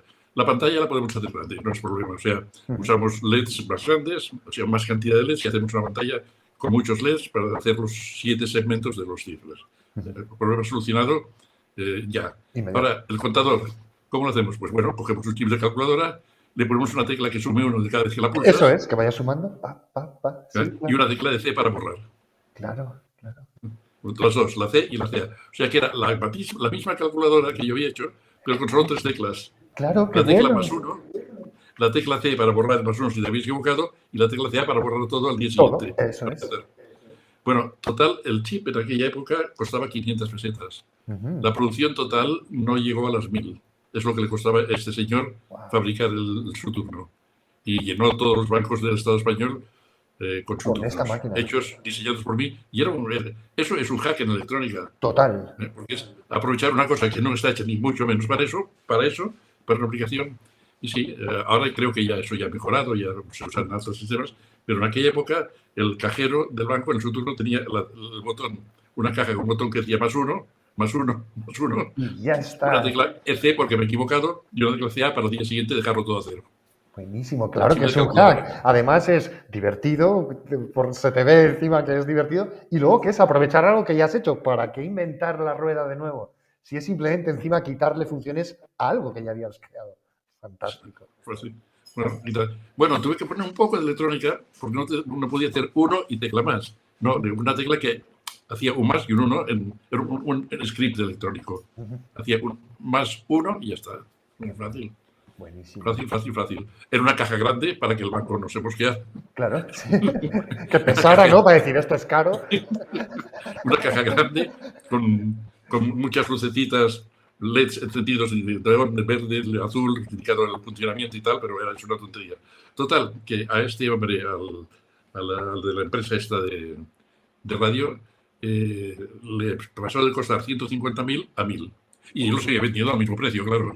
Porque estaba en línea con la competencia. Yo, bueno, sí, algo de dinero vi con eso, pero bueno. Porque aquí yo tuve un trato con él, que era que mientras duraba el desarrollo, él me pagaba una cantidad, yo le facturaba una cantidad fija cada mes. Y bueno, estuve un año con el tema este. Y eso fue otro hack en hardware, hardware. Buenísimo. Bueno, y siguiendo un poco más, conociendo al Albert, lo que te voy a preguntar es una pregunta que suelo hacer a todo el mundo para ver cómo somos, si cambiamos, y es si ha habido algún punto en tu vida de inflexión que destacarías, algo, un nacimiento, un fallecimiento, algo que hayas leído, la pandemia. ¿Hay algo en tu vida que digas, esto es especial? Me lo estás poniendo muy difícil porque toda mi vida ha sido especial. Esto va a ser muy complicado. Menos la pandemia. ¿No le llaman pandemia? La pandemia, sí. Sí, claro. No sé qué decirte. A nivel personal, naturalmente, conocer a mi pareja desde hace 40 años y ahí estamos formando un equipo. Qué bueno. Y por otra parte, no te dirían más cosas. O sea, es que mi vida es muy plana, pero por arriba, no plana por abajo. Y siempre hay algo que me entusiasma o que me hace cambiar. Por ejemplo, desde hace 3 años me he metido en el mundo de la impresión 3D y estoy disfrutando como un enano. Es un hobby divertidísimo. Qué guay. O sea, no a comprar una impresora 3D e imprimir, no, a hacerme mi impresora 3D y después he tenido que aprender cosas como diseño en 3D, que antes no las tocaba. Eso es un hobby y mi vida es un seguir de hobbies continuado. Y cuando es trabajo es también un hobby. O sea, yo administro servidores por hobby.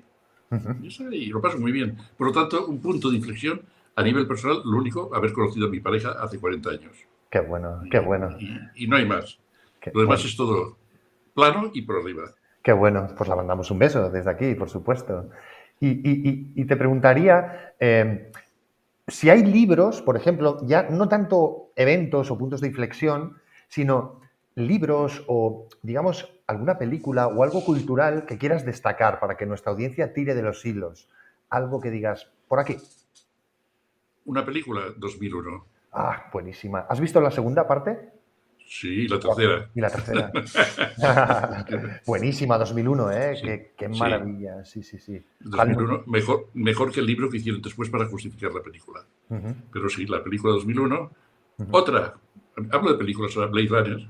Blade Runner, buenísima. ¿Has visto la segunda? Sí, la segunda, la actual, ¿no? Sí, La, sí. Blade Runner Yayo versión Ujú, Yayo. ujú. Sí, sí, sí. ¿Te gustó? ¿Te Sí, gustó? ¿Cómo lo sí, intentaron adaptar?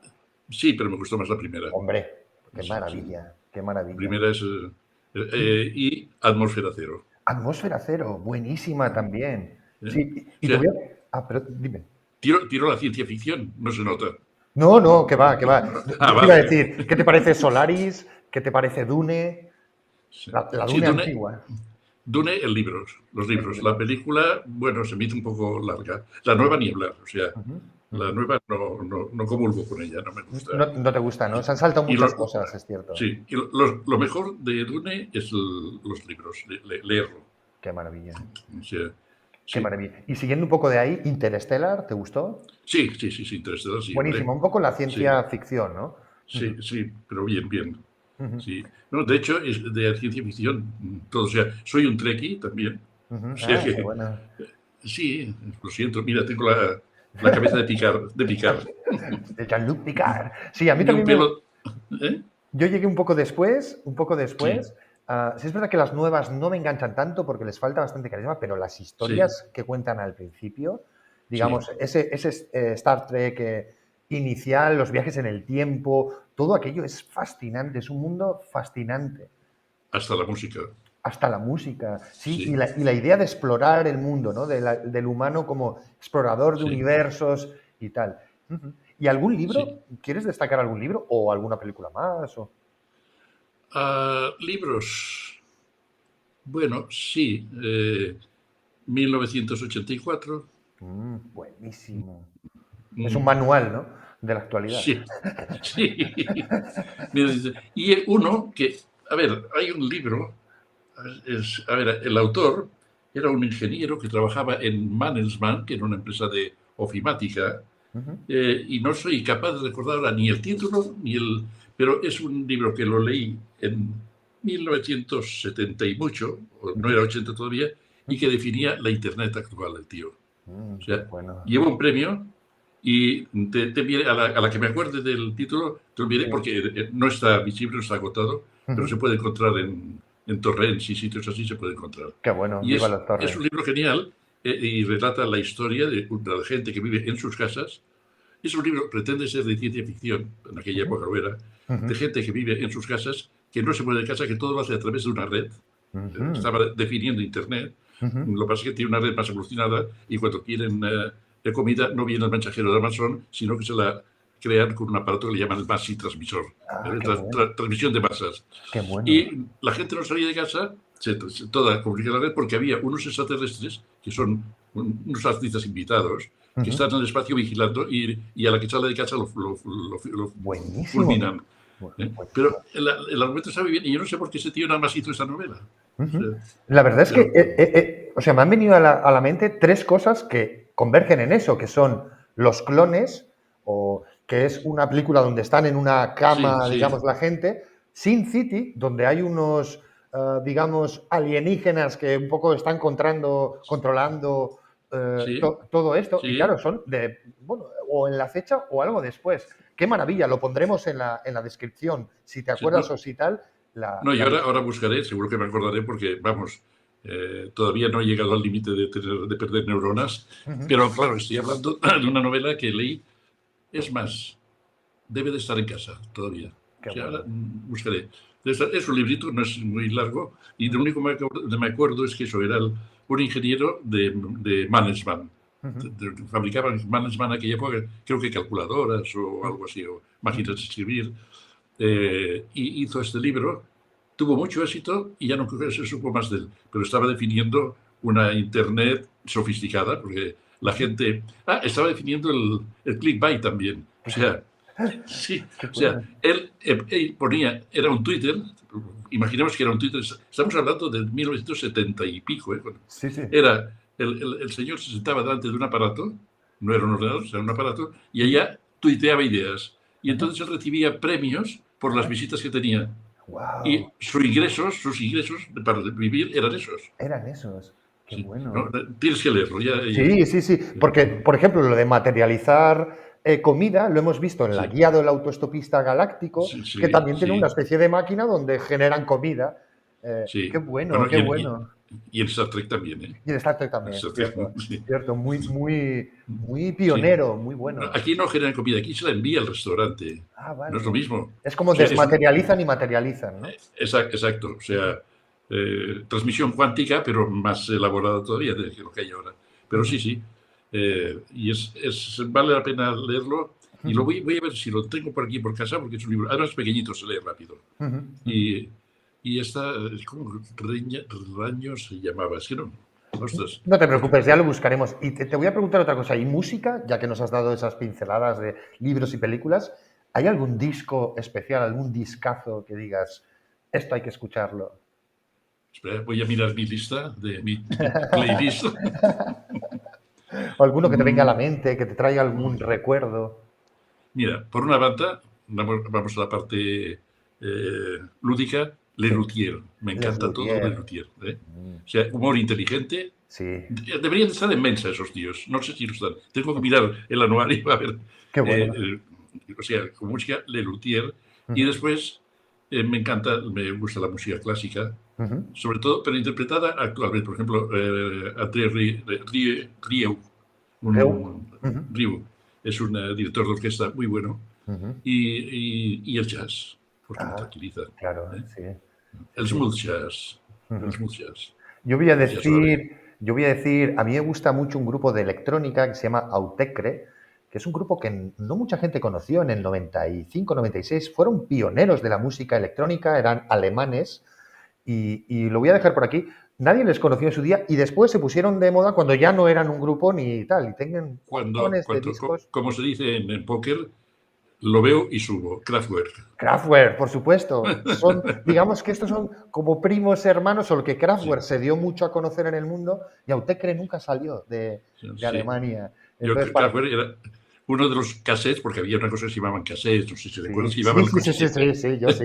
Que con el boli les daba, ¿sabes? Sí, sí, sí. Sí, Yo estaba ahí. cassette y después Pink Floyd también. Claro, Pink Floyd, sí, sí, sí, buenísimo, Sí. buenísimo. Y Dime. gente que canta, me Ujú. encanta, por ejemplo, Leonard Cohen, Leonard fallecido. Cohen. O sea, Claro. me gusta cómo canta.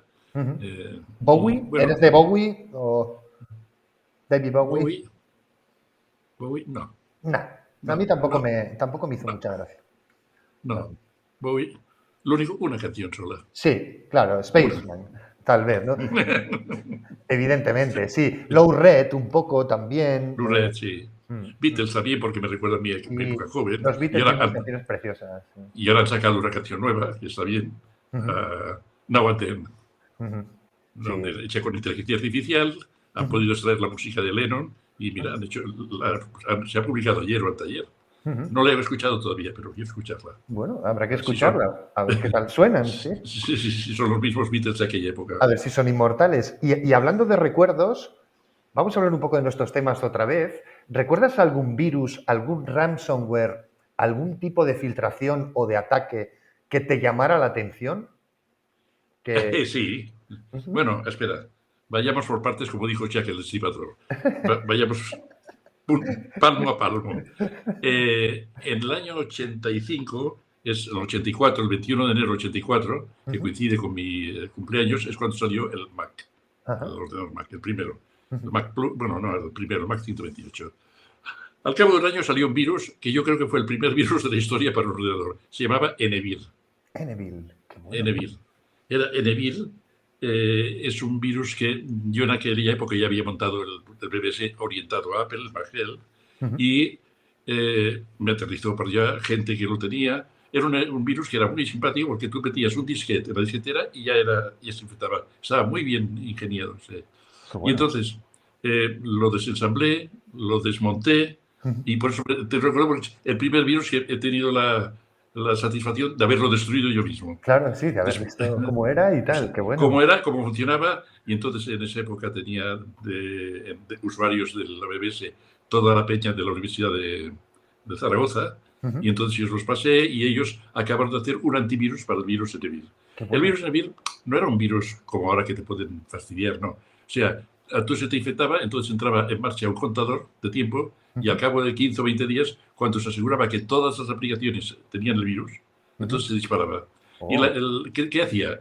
Es una broma. De hecho, no era un virus, sí, pero molestaba, claro. sí. Salía un señor, un vestido de militar, Ajá. con la mano así, empujándote la pantalla y desfilando, y la pantalla se te iba marchando y la dejaba en negro. La pantalla negra. Y ya Pero está. Y tenías pero qué un teléfono. maravilla, qué maravilla. O sea, es genial, ¿eh? Porque te imaginas un señor desfilando con la mano así, Sí, empieza por el margen izquierdo de la pantalla, te va empujando y se la va llevando hacia la parte derecha y detrás del negro. qué Y te dejaba la maravilla. pantalla negra. Qué maravilla. Tenías Me, definición. me recuerda un poco a esa época, ¿no? El barrotes, todo aquello, que eran Sí, creativos, ¿no? No, tampoco te sí. destruían algo y tal. Lo que pasa es que va a ser en el 91 que detuvieron al autor del Enevir. Vaya. En el interim salieron gente que lo vio, que también hizo lo mismo que yo, desmontarlo, y Sí. salió el Enevir A, el Enevir B, el Enevir C, cada Oh. uno más Sí, una peligroso que el cepa, sí, anterior. una cepa, Sí. claro. Y Ujú, cada uno ya con más mala leche. O sea, no salía el soldado empujándote la pantalla. ujú. Pasaban las cosas. Sí, Pero sí, sí, lo recuerdo que fue el primero. sí, y hablando de soldados y de empujar, acuérdate de Stuxnet, por ejemplo. ¿Te acuerdas Ah, de lo que pasó con Stuxnet? sí, ¿Qué sí, sí, sí, opinas de sí. este tipo ya cuando los ejércitos y los gobiernos, en este caso era el ataque a, creo, a la centrifugadora de una central nuclear en Irán, un poco para detener su Sí. proyecto, de estos primeros, como este que nos has contado, que es hasta gracioso un poco, a ya la época actual, donde ya es Son un algo peligro. muy serio. Bueno, de hecho, cuando la guerra de Irán, de Irak, perdón, cuando Ujú, derrocaron a Saddam Hussein los americanos, ujú, y en otra guerra anterior, ya hubo, o sea, los iraquíes usaban impresoras HP. ujú. Y no sé cómo y de qué manera había un virus, supongo que gestado De en Estados fábrica. Unidos, Ujú, que bloqueaba las impresoras HP, con ujú. lo cual el Saddam no podía emitir las órdenes. Wow. Eso es guerraware, no sé. Sí, sí, Es, total, total, claro. pero otra cosa parecida fue, ¿tú te acuerdas de la guerra de las Malvinas hace Sí, años? sí, claro, De sí. cuando Inglaterra fue a reconquistar sus Islas Malvinas. Desde eh, lejos, de hecho, desde lejos. sí. No fue, fueron sus misiles. Bueno, y algún barco. Y algún barco, Bueno, sí. había un portaaviones inglés Ujú. que fue destruido por un misil argentino. ¿Por Ostras. qué? Porque el misil argentino y el sistema antimisiles del barco inglés estaban fabricados por el mismo fabricante, Oh, amigo. comprados en Estados Unidos. Entonces, el sistema antimisiles vio venir el misil y dijo, amigo, Ah, este pasa, no. Claro. Wow. pasa. Y fue el único baja importante que tuvo Inglaterra en la guerra de las Malvinas. Además, creo que el portaaviones se llamaba Invincible. Sí, claro, Eh, bueno, ya sabes, los ingleses y sus nombres. ¿Sabes? Invencible, pero un amigo, fuego amigo. Claro, ¿quién se lo esperaba? Pero también un poco me parece como la presión del fabricante, ese tercero que está ahí, dice, bueno, uno que se te caiga para que te des cuenta a quién tienes que pagar más para que esto no pase. O sea, No buenísimo. sé, pero no, pero si tú ves venir un misil y el misil te dice, hey, soy yo, ¿eh? Y tú dices, Ujú. ah, pues pasa. Sí, sí, claro. También el software no sé si está muy elaborado. O No, no, sea, ya te digo, ya te digo. Y luego además, ese fabricante que vende los misiles y los antimisiles a los dos bandos es el que tiene realmente el poder en la guerra. Es es, increíble. business is business. Es la Business pasta. is business, ya te digo, Eh, ya te digo. Y aquí te voy a preguntar una cuestión que es muy interesante para este canal y es, ¿qué piensas tú de las filtraciones de datos confidenciales? Como por ejemplo los papeles de Panamá o las cuentas del PP o este tipo de filtraciones o ahora mismo Wikileaks que nos está explicando los planes que tiene o que tenía el gobierno de Israel para la Franja de Gaza. Estamos viendo que están buscando gas. ¿Vale? Que no solo es una sí, cuestión étnica o no solo es un genocidio, sino hay recursos que les interesa. como siempre, ¿Qué como opinas tú siempre. de este tipo, evidentemente, como siempre, qué opinas tú de este tipo de filtraciones? Bueno, no están hechas por hackers, están hechas por gente que le interesa Que que salga, sean. ¿no? Por lo tanto, son filtraciones, no sé cómo decírtelo, son Un tipo de infiltraciones de guerra. falsa y muchas veces de falsa bandera. Ujú, O ujú, sea, es un tipo de guerra, pero aquí no intervenimos nosotros. Quiero decir que ujú. es se lo hacen entre ellos y a su nivel. O sea, no es... sí, Assange, bueno, ¿por qué hubo la filtración? Porque alguien de dentro, que también debe de estar ahora en Guantánamo, alguien de dentro la pasó. No fue un ataque exterior de unos hackers maliciosos, o en este caso no serían tan maliciosos, que intentaron recoger esta información. Siempre hay alguien de dentro que lo filtra o tal. Bueno, filtra. tenemos algunos casos. Yo aquí destaco, por ejemplo, Phineas Fisher se coló en Hacking Team y nos contó Pegasus, cómo funcionaba, a quién lo vendían y todo eso. O sea, sí es verdad que la gran mayoría es un poco, como dices, un inside job, pero algunas veces sí que se nos cuela algún grupo o se cuela algún grupo de hackers y tal. ¿Tú esto lo ves? ¿Ves que por ese bien común, que gente se juegue su libertad y se la juegue con esta gente tan complicada? Sí. ¿Lo ves bien? ¿Crees que es importante que el pueblo sepa este tipo de cosas? Siempre han habido héroes. No creo que los gente a ver. Y eso es una heroicidad hacerlo. Pero vale la pena, o sea, que sí. Sí. Estoy de acuerdo. Muy bueno. Y aquí te voy a hacer una pregunta un poco más filosófica, podemos desengranarla. Me encanta esta pregunta, la hemos hablado mucho con la gente y contigo sé que va a ser un placer. ¿Tú qué elegirías, aunque sé lo que vas a elegir? ¿Tú qué elegirías? Un poco en esa dicotomía que le da Morfeo a Neo en Matrix, que le pone 2 pastillas y le dice, ¿tú qué quieres? La pastilla roja, que es aceptar una verdad incómoda y llena de sufrimiento, o la pastilla azul, que es permanecer en la comodidad de la ignorancia.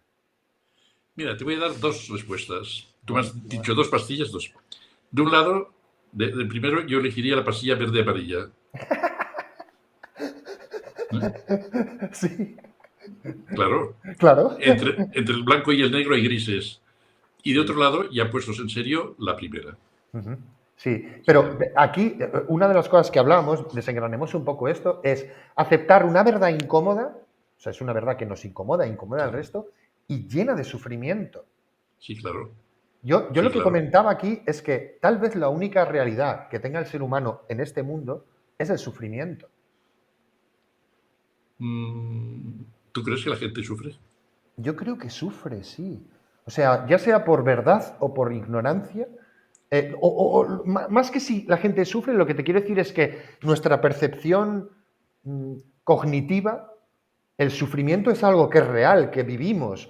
Todo lo demás puede ser, A ver, no sé, virtual. ¿cómo defines el sufrimiento? Para que haya sufrimiento, tiene que haber felicidad. Es que creo que la felicidad es la falta de sufrimiento. Por sufrimiento, la falta de felicidad, ¿por qué no? O sea, es relativo. Yo creo que el esclavo que nació esclavo y vivió esclavo en aquella época no conoce otra cosa. Para él el sufrimiento no existe, es su vida. Es su vida. O sea, ahora, el que ha sido feliz o ha estado mejor y después ha pasado peor, sufre. Y el que ha pasado peor a mejor es feliz. Sí, por lo tanto, es muy relativo. Ya, pero yo te voy a 2 hechos, como el nacimiento y la muerte, en los cuales el previo y el post están llenos de sufrimiento. Y esos son inanudibles para todos los seres. Todos nacemos con dolor, digamos, todos nos vamos con dolor, no sé dolor, sufrimiento, que incluye miedo, que incluye... Entonces, claro, como son inamovibles, yo parto de esa base. La vida está planteada al revés. Deberíamos de nacer con 80 años, ir haciéndonos cada vez más jóvenes y al final acabar en un orgasmo. Sí, eso sería brutal. Y tener dinero cuando somos jóvenes y no cuando somos más mayores. El dinero no hace la felicidad del que no la tiene. Claro. Sí, claro. Sí, aunque ha habido estudios ahí, esta es una frase muy manida también, ha habido estudios que dicen que si tú estás en la extrema pobreza y te dan dinero, cierta felicidad obtienes, aunque luego esto se equipare, pero... Ya te lo he dicho, no da la felicidad del que no lo tiene. Del que no lo tiene. Claro, yo creo que te da tiempo, ¿no? El dinero te da tiempo. Te voy a decir, en los años 90 y pico, había una página web que la compró Telefónica, que la compró Terra. ¿Cómo se llamaba? No recuerdo. Era un sitio web interesante y lo compró Terra y le dio, en aquella época eran pesetas, le dio al propietario, bueno, al que manejaba esa página web, al que la había diseñado, le dieron 2.000 millones de pesetas. Toma ya. Y eso lo podía haber hecho feliz. Pues no fue feliz. Se tuvo que ir a Andorra porque no quería pagar de los 2.000 a Hacienda. Claro. Lo fue perseguido por la policía. Después en Andorra hizo una serie de amigos Ujú. y se fueron los 2.000 millones. Wow, ¿Eh? wow, O sea, sí. Esa paradoja yo la he escuchado también. El primer ganador del Euromillón, le tocó el Euromillón y muchos bancos se acercaron a él para coger ese millón de euros. Ahora igual no es sí, tanto, pero cuando aquello era mucho. sí, Y le hacían regalos. Mete el dinero aquí, te regalamos tal. sí, Le regalaron un Ferrari y se mató con él. ¿ves? Y dices, wow, si esa persona no hubiese tocado tanto dinero, no hubiese. Está claro que hay que saber tener poder y hay que saber tener recursos. Por eso, el que nace con dinero y el que se mueve en una familia de dinero no tiene esos problemas. Ujú, No es infeliz por culpa del dinero, tampoco es feliz, ¿eh? O sea, ujú, porque tener preocupaciones de dinero también son importantes. Conozco gente sí, que tiene mucho dinero y claro. viven en tensión Hay que continua, ¿eh? proteger, ¿no? El material, hay Claro, que proteger el patrimonio, hay que y hacerlo crecer. Entonces, hacerlo oye, crecer, claro. tampoco está tranquilo, ¿eh? O sea, Ujú, bueno, ujú. Entonces, un poco, digamos, ¿dónde está ese, si quieres dejarlo por aquí, dónde crees tú que está ese secreto? Si no es el dinero, si no es la verdad, ¿dónde está el secreto para, no sé, para encontrar un sentido en la vida que nos haga más felices? fácil, a hacer aquello que te gusta, nada más.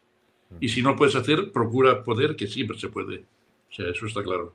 O sea, hacer aquello con lo que tú te sientes bien. No vayas a trabajar para ganar dinero, ves a trabajar porque haces un trabajo que te gusta.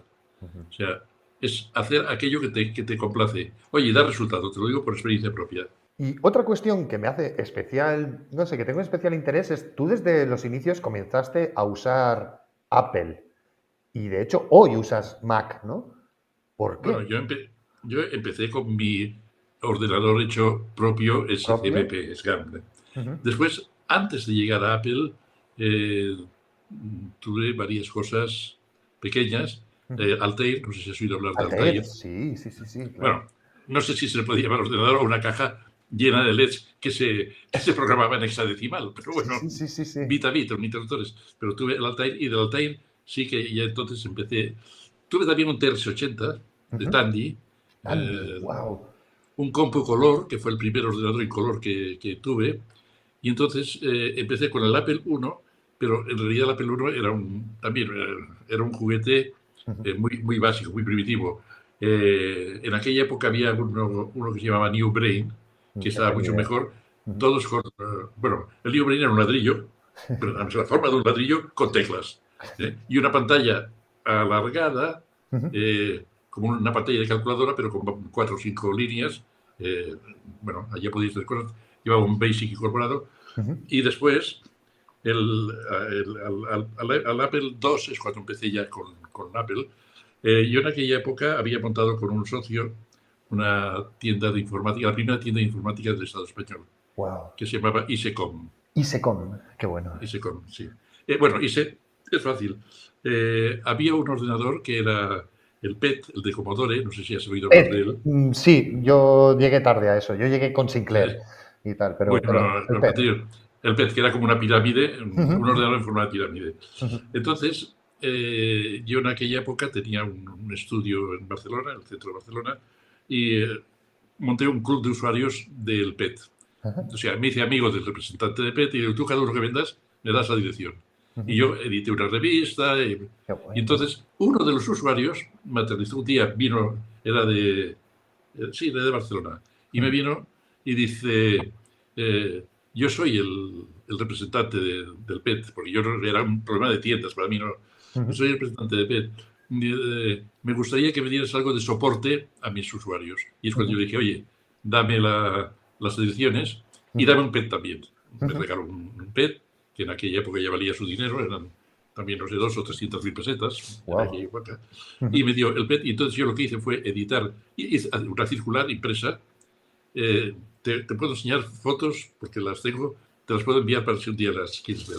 ujú. Una circular impresa que se llamaba Data, Data. y que la envié a todos, era un folleto, y la Ujú. envié a todas conforme el representante me pasaba una edición, yo le enviaba, y diciendo que había un club de usuarios y que intercambiábamos software. Qué Bueno, guay. eso fue genial. Fue Genial. genial. Además, era una época en que la piratería ni se sabía lo que era Sí, de claro. software.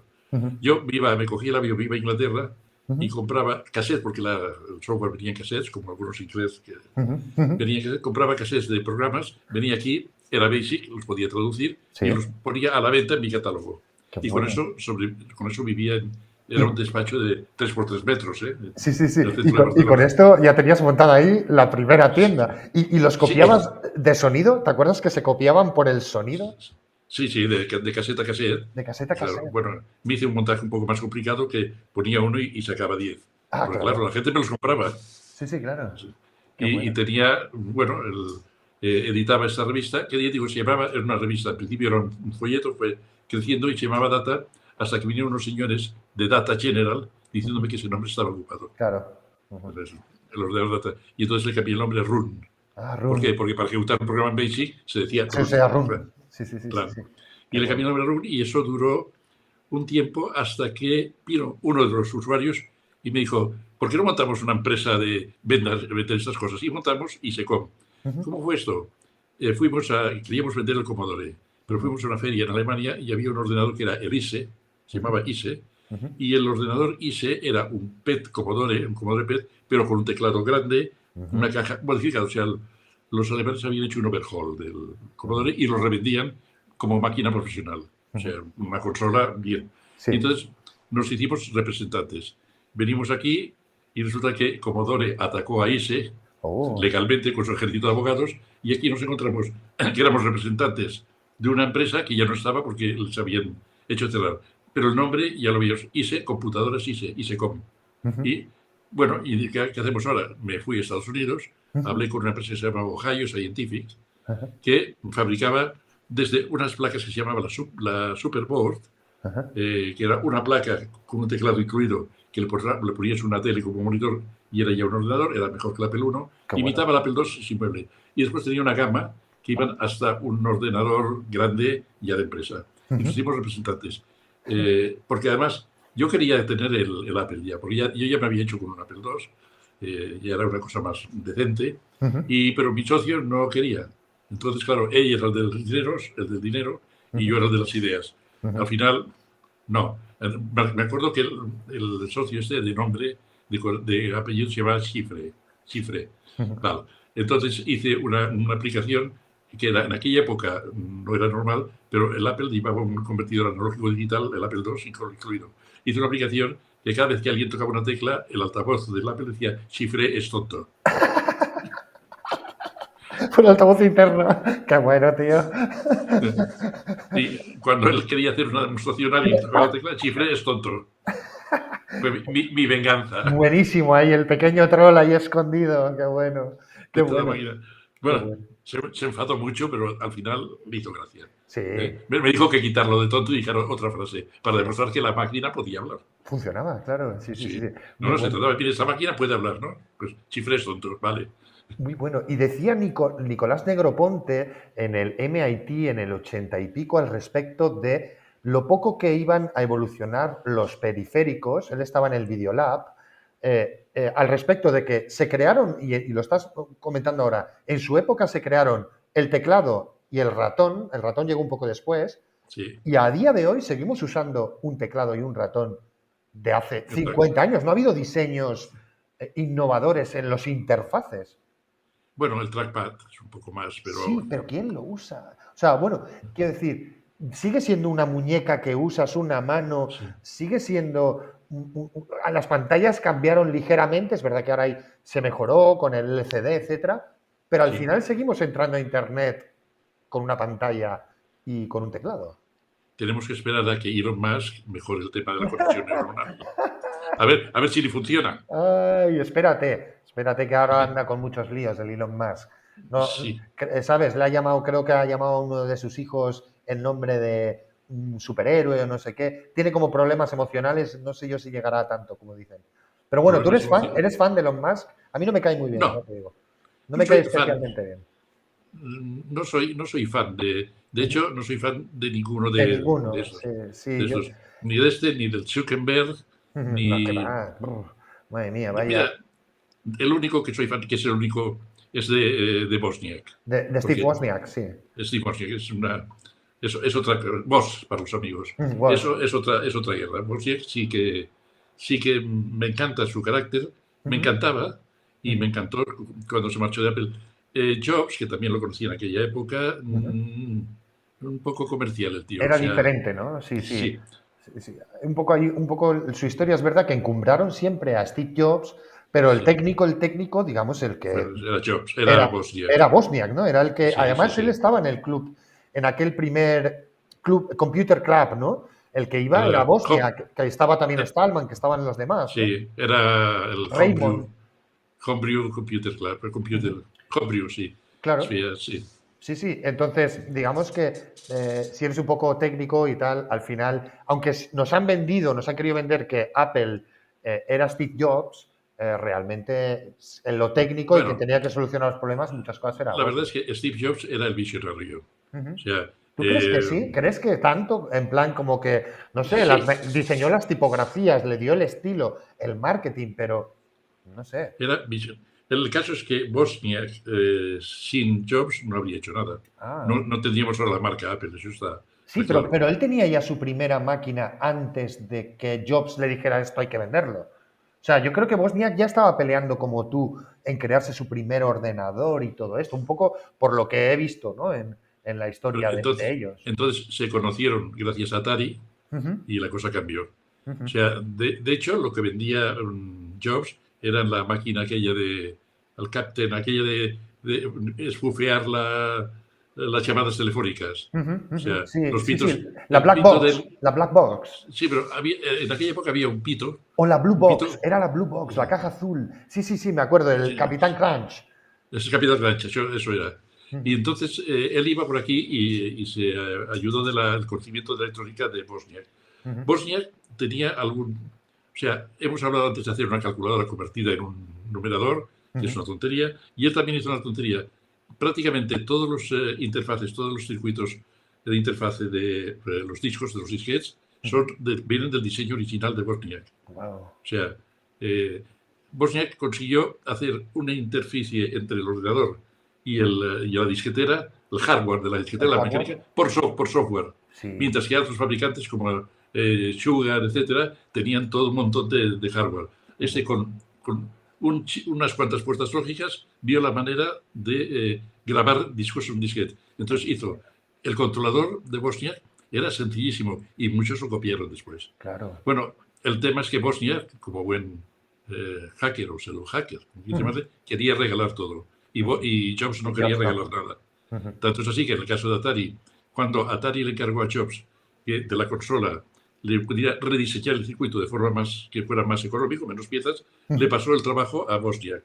Claro. Habían acordado un dinero, $2.000. Ujú, Bosniak redujo la circuitería necesaria a una tercera parte y ujú. devolvió la consola con un tercio de circuitos integrados, de chips. Wow. Bosniak cobró los $2.000, pero le dijo Bosniak, perdón. Jobs Jobs. le dijo a Bosniak que nada más le habían dado 500 y por Amigo. tanto le dio 150. O sea, por eso te digo que, ojo, que era un águila, ¿eh? Era una aguililla, sí. Y además, Sí, yo sumo un poco más a esa historia. Wozniak sabía hacer esto, pero también iba al club de hackers y él sí, decía, oye, estoy construyendo esto, y los demás le ayudaban, le echaban una sí. mano. Claro, luego él representa esto y Jobs dice, un poco al estilo de Bill Gates, no, no, no, esto tenemos que montar una empresa, hay que salir del garaje, esto hay que venderlo al mundo y tal. Y claro, Wozniak también decía, bueno, es que no lo he hecho yo solo, es que también me ha ayudado la gente del club. ¿Sabes? Y Jobs tenía un poco ese aguililla Sí, depredador de no, no, no, no.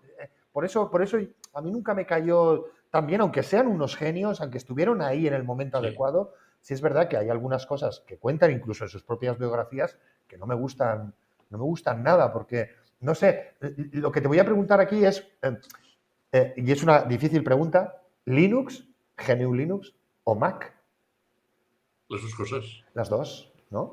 Ah, Pero es cierto que debajo de Mac está un Unix escondido con, con un, capucha, un FreeBSD. un FreeBSD. Ajá.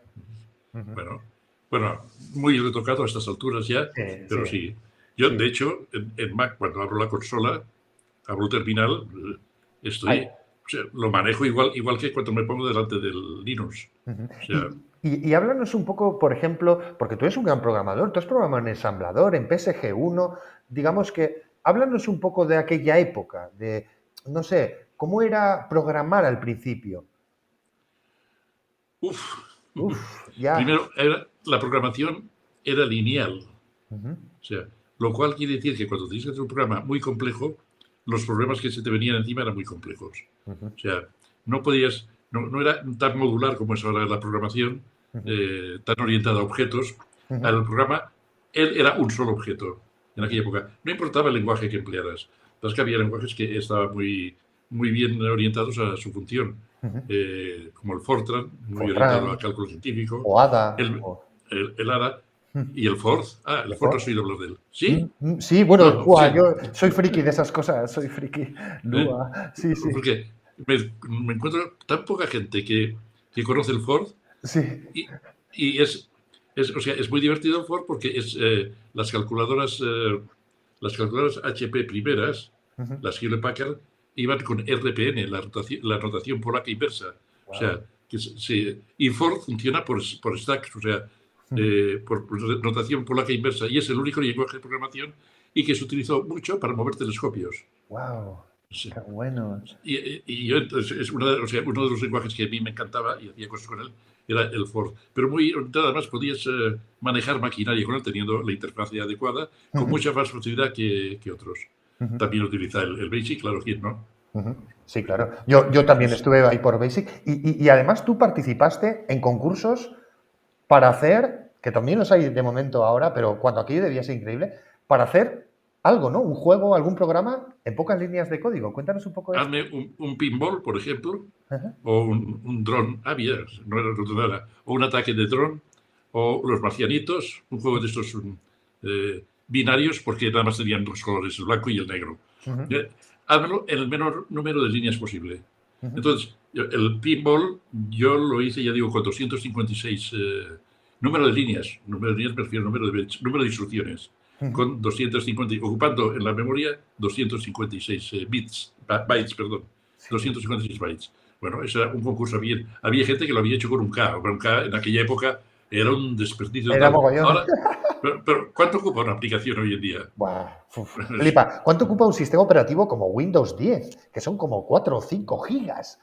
Sí. Todo el sistema operativo. Mira, Increíble. ahora me ha llegado una noticia hoy que Apple, Ujú, el sistema operativo de sus teléfonos, ujú, van ahora por el iOS 17.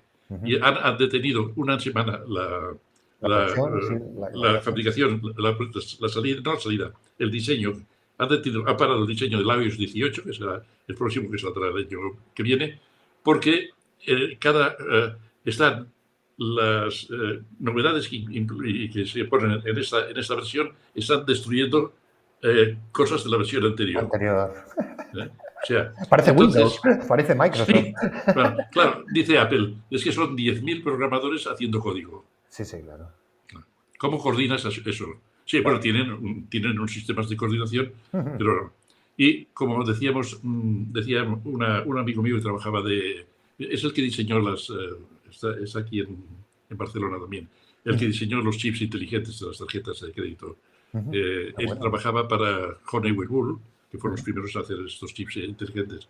Y él decía siempre lo mismo, cada nueva versión, cada nueva release de software elimina los errores conocidos y los sustituye por nuevos errores desconocidos. ujú, Y es ujú. cierto. Y es Total. lo que le está pasando a Apple ahora con el iOS 18. Claro, coordinar 10.000, es que son 10.000 programadores haciendo código, haciendo un sistema operativo. Ujú.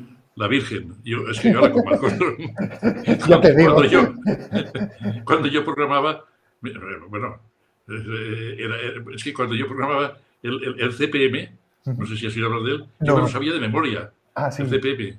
Ujú. El CPM es Control Processor for Microprocessors. Ah, vale. El CPP era un sistema, digamos que era como el Linux, Ujú, nada de entorno gráfico. ujú. Era como el Linux CP/M. ¿Y era un tipo System D o algo así? Sí, o ¿O el de, Debian? el de Apple, no sé cómo se llamaba el de IBM. Ujú, Pero o sea, era muy parecido. ujú, Mira, de hecho, era o lo que es ahora cuando en Windows pones el modo de línea de comandos. ujú, ujú, O ujú. sea, conserva la mayor parte de los comandos del primer CPM. Entonces, en aquella época el CPM, bueno, naturalmente el código fuente estaba al alcance de todo el mundo, Ujú. pero era un sistema operativo que te lo podías aprender de memoria, te sabías todos los entry points de memoria. Todos los O comandos, sea, todo, claro. sí. Yo tenía un amigo que trabajaba en la NASA, en Madrid, en la estación de espacio profundo que En hay Chabela, en en Robledo. Chabela. Sí. Sí. Y él trabajaba allá y él también, o sea, la mayor parte del software de aquella época allí estaba sobre CPM, Ujú. el sistema operativo de CPM. Y a veces yo tenía una duda, un problema, o al revés él, y entonces yo le llamaba, oye Jordi, tengo este problema que me está sucediendo esta cosa. Y él dice, mira la posición 343 de memoria. Mirabas, cámbiame eso, ese 01, cámbiame por un FA. Lo cambiabas, pues ya funciona. Bueno, pues ahora te explicaré qué era. Y ya Qué está. bueno, O sea, tío. es saberse todo de memoria, Todo. Todo. tampoco esto eran Ya, 8K, o sea. pero bueno, quiero decir, yo qué sé, yo me pongo a pensar, digo, ¿cuántos comandos de Linux sabré, de Unix, ¿no? No sé, y los que no sabré, ¿no? Aquí podías llegar a saberlos todos de alguna manera, o No sea. sabías, no todo, sino el mapeado de memoria del sistema operativo. ¿Dónde estaba claro, Brutal. o sea, evidentemente, ahora no, pero en aquella época, y de hecho, la Voyager todavía funciona con este sistema, porque claro, salió en los años 70, Qué salió bueno, el para allá. 74, sí, qué Sí, bueno, tío. Qué bueno. claro, son sistemas robustos, porque precisamente porque son tan sencillos, son robustos. Claro, O sea, claro. cuando pillas un sistema operativo que tiene 50 millones de líneas, que no las ha programado un solo tío, claro, que ha ido todo por objetos, Ujú. es tan difícil coordinarlo todo, por eso cualquier versión que salga de software inmediatamente ya tiene correcciones. Sí, O sea, además, yo siempre he reivindicado esto, esa resiliencia de cómo se hacían antes las cosas. Una cadena de música. Una cadena de música antes se hacía con los conectores de oro, con botones buenos, que funcionaba, que son resilientes, que todavía puedes escucharla. Y sí, ahora, con esa obsolescencia programada, que si quieres hablamos un poco de ella, es verdad que se fabrica de unas maneras. Por ejemplo, también digo, cuando hay un problema de verdad, cuando cortan las comunicaciones en un país, ¿dónde volvemos? Volvemos a las radiofrecuencias y a los módem. Volvemos a esa época dorada entre los 80 y los 90, donde se fabricaban las cosas bien. ¿Qué ha pasado? ¿Crees que es la obsolescencia programada o crees que ha cambiado la industria y la forma de crear las cosas para mal? no. Yo creo que lo que ha cambiado es el coste. No porque intencionadamente se programe para que falle a tantos años o a los tantos días, no creo en eso, pero sí creo en que se fabrica para que cueste lo menos Claro, posible. Por lo claro. tanto, la calidad es la que es. Y cuando la calidad es baja, la duración es baja. Entonces, y además se fabrica de forma que no se puede reparar, porque tiene unos costes de producción menores. O sea, yo cuando, al principio de estar con los ordenadores, cuando fallaba un ordenador, la CPU era una placa. No cambiábamos la placa, buscábamos qué chip era el culpable y lo cambiábamos. Y cambias el chip, claro. Entonces, sí. Ahora aún hay algún valiente que lo hace, que es capaz de coger un teléfono móvil Sí, y cambiarle un chip. yo Bueno, los conozco. Y pero una centralita de sí, un coche y cosas así. Sí, sí, sí. sí, sí, sí, también. Claro, qué maravilla, claro, pero también está la historia que hay de la impresora. Ahora la tinta vale más que la propia impresora. Entonces hay gente que Sí. cambia No, directamente la impresora. es que la impresora no vale nada. O Claro, sea, ¿dónde está el negocio? En la tinta. en la La, tinta. la impresora te la regalo si quieres, o sea, Ujú. Sí, a cubrir costes y ya está. es un mundo muy loco, muy loco. Yo hay una frase que siempre me viene a la mente, que es muy ecologista también, es, vivimos en un mundo donde vale más un árbol muerto que vivo. ¿Qué mercado es este? ¿Qué locura es esta? Sí, sí, pues es eso. O sea, en este caso, como se dice en Cataluña, la pela. La O sea, pela, la pela, la es pela, me. el puñetero dinero. Es puñetero dinero y, claro, al construir cosas que duren mucho no conviene a nadie. Le conviene al que las compra, pero este es el que menos cuenta. El que las compra es el producto, el cliente es el producto, que es el que, Claro. el que me trae los dineros. Entonces, la obsolescencia programada, como, o sea, intencionadamente decir, yo programo este sistema para que dure 3 años y a cabo de 3 años hay que comprarlo, no, pero que sí lo hago con el mínimo coste posible y a los 3 o 4 años esto... Y No va a además funcionar. Y lo sé, iré, y lo saben, porque y lo saben, sí, y además iré, si esto lleva un software, iré incrementando ese software de forma que el que saque dentro de 3 años no ya... entre, claro. Vale, y siguiendo un poco con los temas que solemos tratar en The Hacker Style, una de las preguntas que quiero hacerte, que estoy haciendo a todo el mundo, es ¿qué significa para ti la ciencia? mm, te la defino te lo defino. Mira, la ciencia es la única religión que no necesita la fe para mantenerse en el tiempo. Qué bueno. Qué bueno. Como dice un viejo proverbio chino que me acabo de inventar. Y si no le gusta, no se preocupe, que tengo otros. Sí, exacto. Buenísimo. ¿Y tú crees que la ciencia ha ido siempre de la mano de lo militar? No, No. yo creo que la ciencia, a ver, de la mano del militar ha ido siempre, o casi siempre, la tecnología. La ciencia ha ido siempre de la mano de los científicos. Lo que pasa es que la tecnología es la aplicación de la ciencia y aquí sí que los militares han tenido mucho que ver. ¿eh? Ahora, la ciencia como sí, yo no veo a un Isaac Newton con galones ni con espada y sable, o sea, por decirte algo. ¿Se entiende? O sea, ciencia, no. Tecnología, sí. O sea, definiendo, resumiendo. ¿Y destacarías algún científico o científica que te guste? ¿Algún personaje un poco para que nuestra audiencia tire de hilos de historias? No sé, aquí hemos contado a Tesla, hemos contado a mucha gente, Einstein. Todo el mundo dirá Tesla, ¿no? Bueno, algunos han dicho, hemos mencionado a Ada Lovelace también, la primera programadora, de alguna manera. Sí. Bueno, se ha hablado un poco de Einstein, de Newton también, y otros, no siempre se dice Tesla. Yo, Newton por la física clásica. O sea, pues que Newton era increíble. O sea, es un aporte a la física, tal cual, la física clásica. No hablamos de otras físicas, ni de es que me hace mucha gracia cuando hablamos de las nuevas físicas, de la cuántica, que todo el mundo usa la palabra cuántico porque les queda muy bien y no saben lo que coño es. Sí. Perdón por el taco. Sí. Pero de la física clásica, Newton. O sea, eso está claro. Bueno, no, sigue. Le pregunté a Diego Herranz, catedrático de física moderna, qué significaba ser catedrático de física moderna. Y me dijo, física moderna se lo han inventado para que quede bien. Soy catedrático de física. Y claro, si quieres ser más concreto, me decía, de física clásica, que es la física realmente. La newtoniana. La newtoniana, claro. Sí. Y después, el otro que te mencionaría y paro es Alan Turing. Alan Turing, qué bueno. Sí, en alguno también lo comentaron, ¿no? Un poco su historia, Enigma, ¿no? Por la máquina Enigma, seguro, conociéndote. Sí.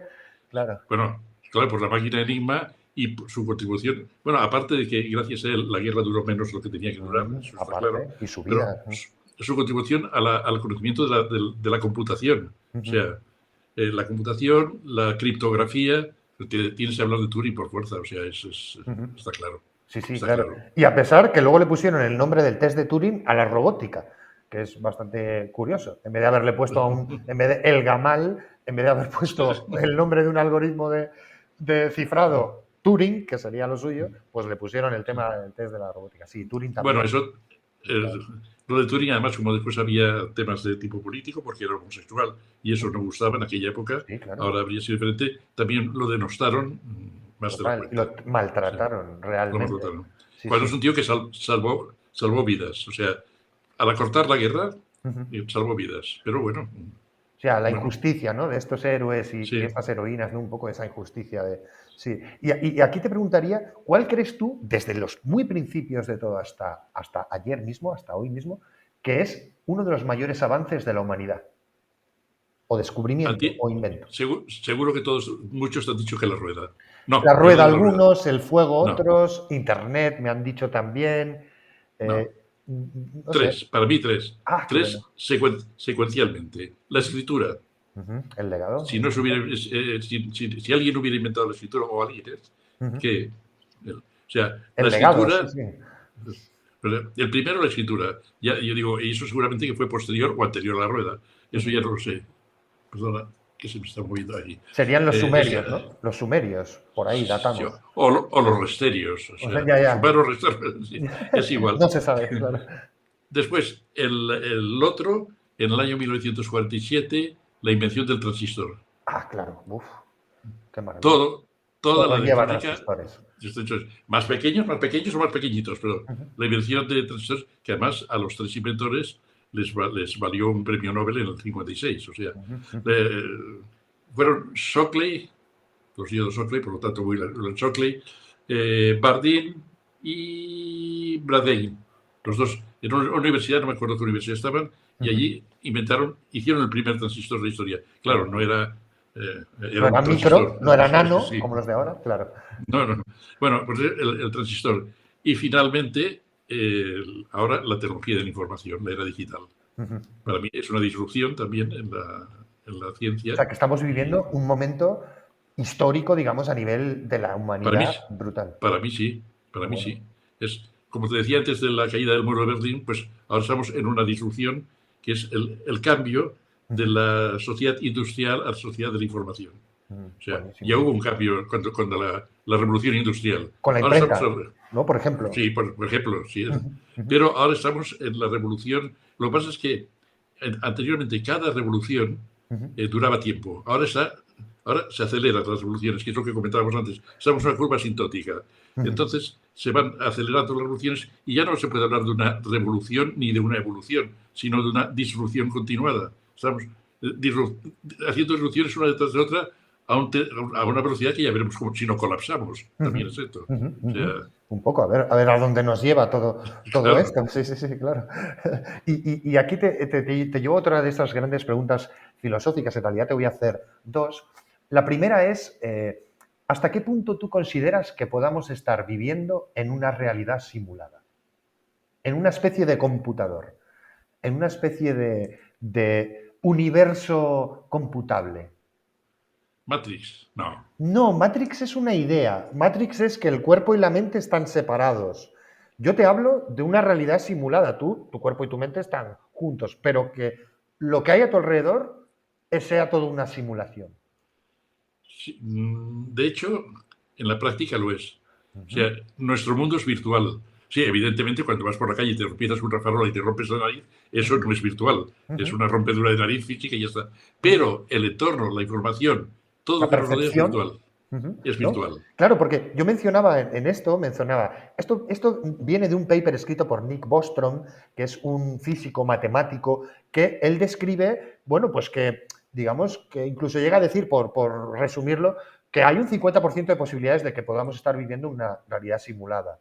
Y él también lo juntaba con Castañeda. ¿Te acuerdas de Castañeda? Que él habla de que la realidad la crea la percepción, los sentidos. No lo ve lo mismo un pájaro, que mencionábamos antes la realidad, que un insecto, ni que tú ni que yo, ni que un daltónico, ni de que un ciego, ni de que...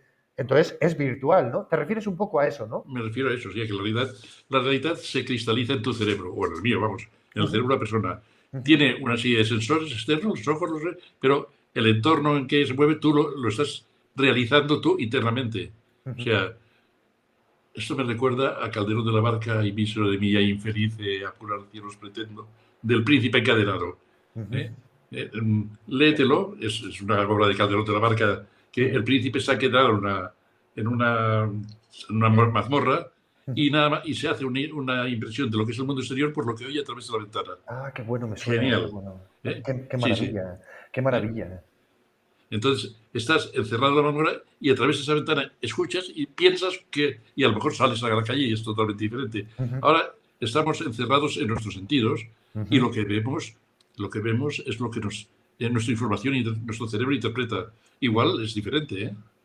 O sea, claro, sí. Me viene también, ya que has dicho un clásico, me voy más atrás, la cueva de Platón, ¿no? Un poco esa alegoría, ¿no? De cómo funcionan los sentidos y dónde estamos atrapados. Y ahora te voy a hacer otra preguntaza, para mí preguntaza, y es, si pudieras obtener una respuesta veraz, 100% veraz, a una pregunta, ¿qué preguntarías?